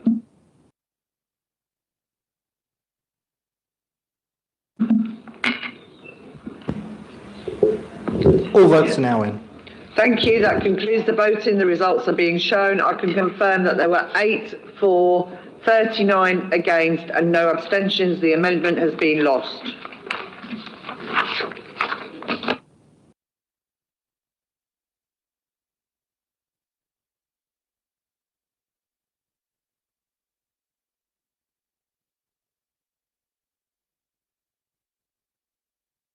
We're now ready to vote. Thank you, James. I will now put the Labour Group's Amendment 1 as detailed on page 13 of the addendum to the vote. Please remember to select the blue person on the screen and choose the appropriate voting option, green in favour, red against or yellow to abstain.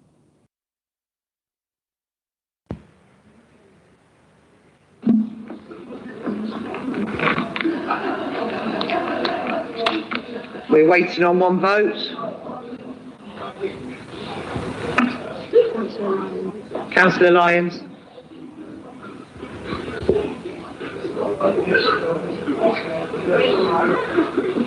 All votes are now in. Thank you. That concludes the voting. The results are being shown. I can confirm that there were 42 for, 4 against and 1 abstention. The amendment has been carried.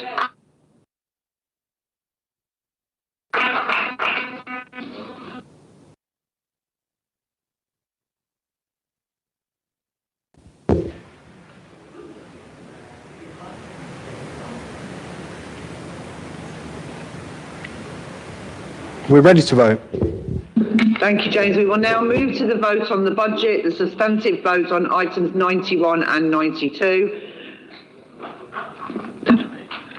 The voting on amendments has been concluded. I shall now put the recommendations in the General Fund Revenue Budget, Capital and Treasury Management Strategy 2026-27 as set out at item 91 together with item 92. Supplementary financial information for Budget Council and the Council Tax Resolution as circulated in the agenda and as amended to the vote.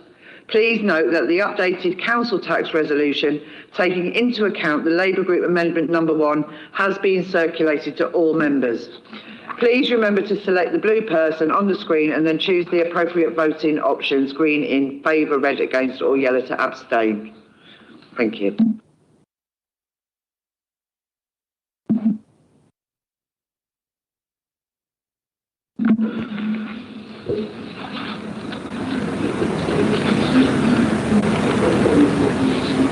We're waiting on one.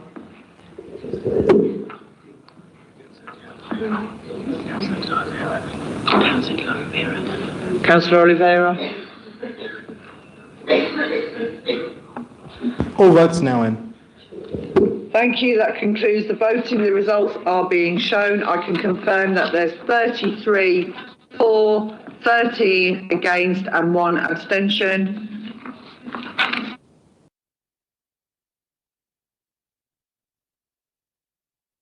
Item 91, the General Fund Budget Capital and Treasury Management Strategy 26-27 and item 92, Supplementary Financial Information for Budget Council have therefore been carried.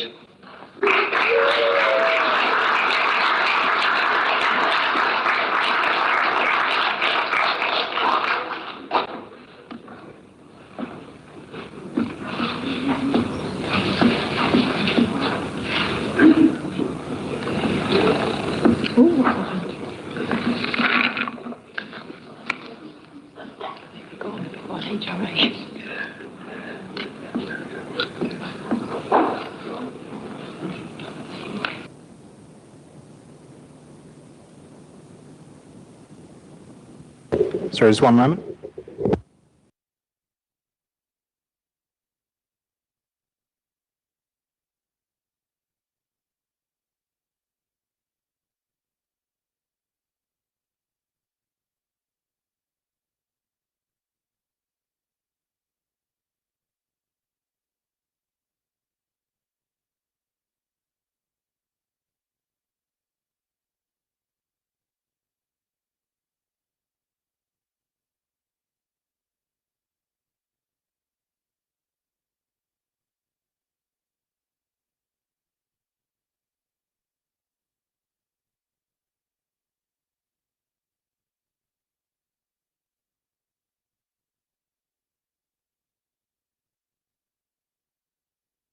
Apologies for the delay, we're now ready to vote.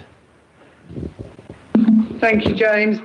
Item 93, Housing Revenue Account Budget and Capital Investment Programme 2026-27 and Medium Term Financial Strategy. I shall now put to the vote the recommendations in items 81, the Housing Revenue Account Budget and Capital Investment Programme 2026-27 and Medium Term Financial Strategy.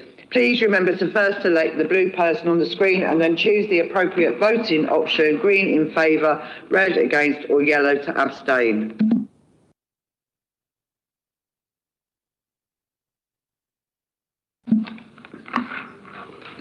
All votes are now in.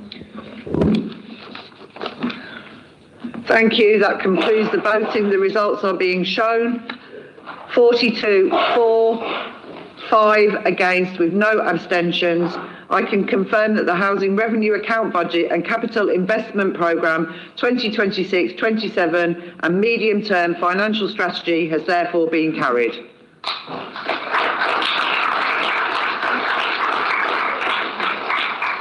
Thank you. That concludes the business for this evening and I now declare the meeting closed.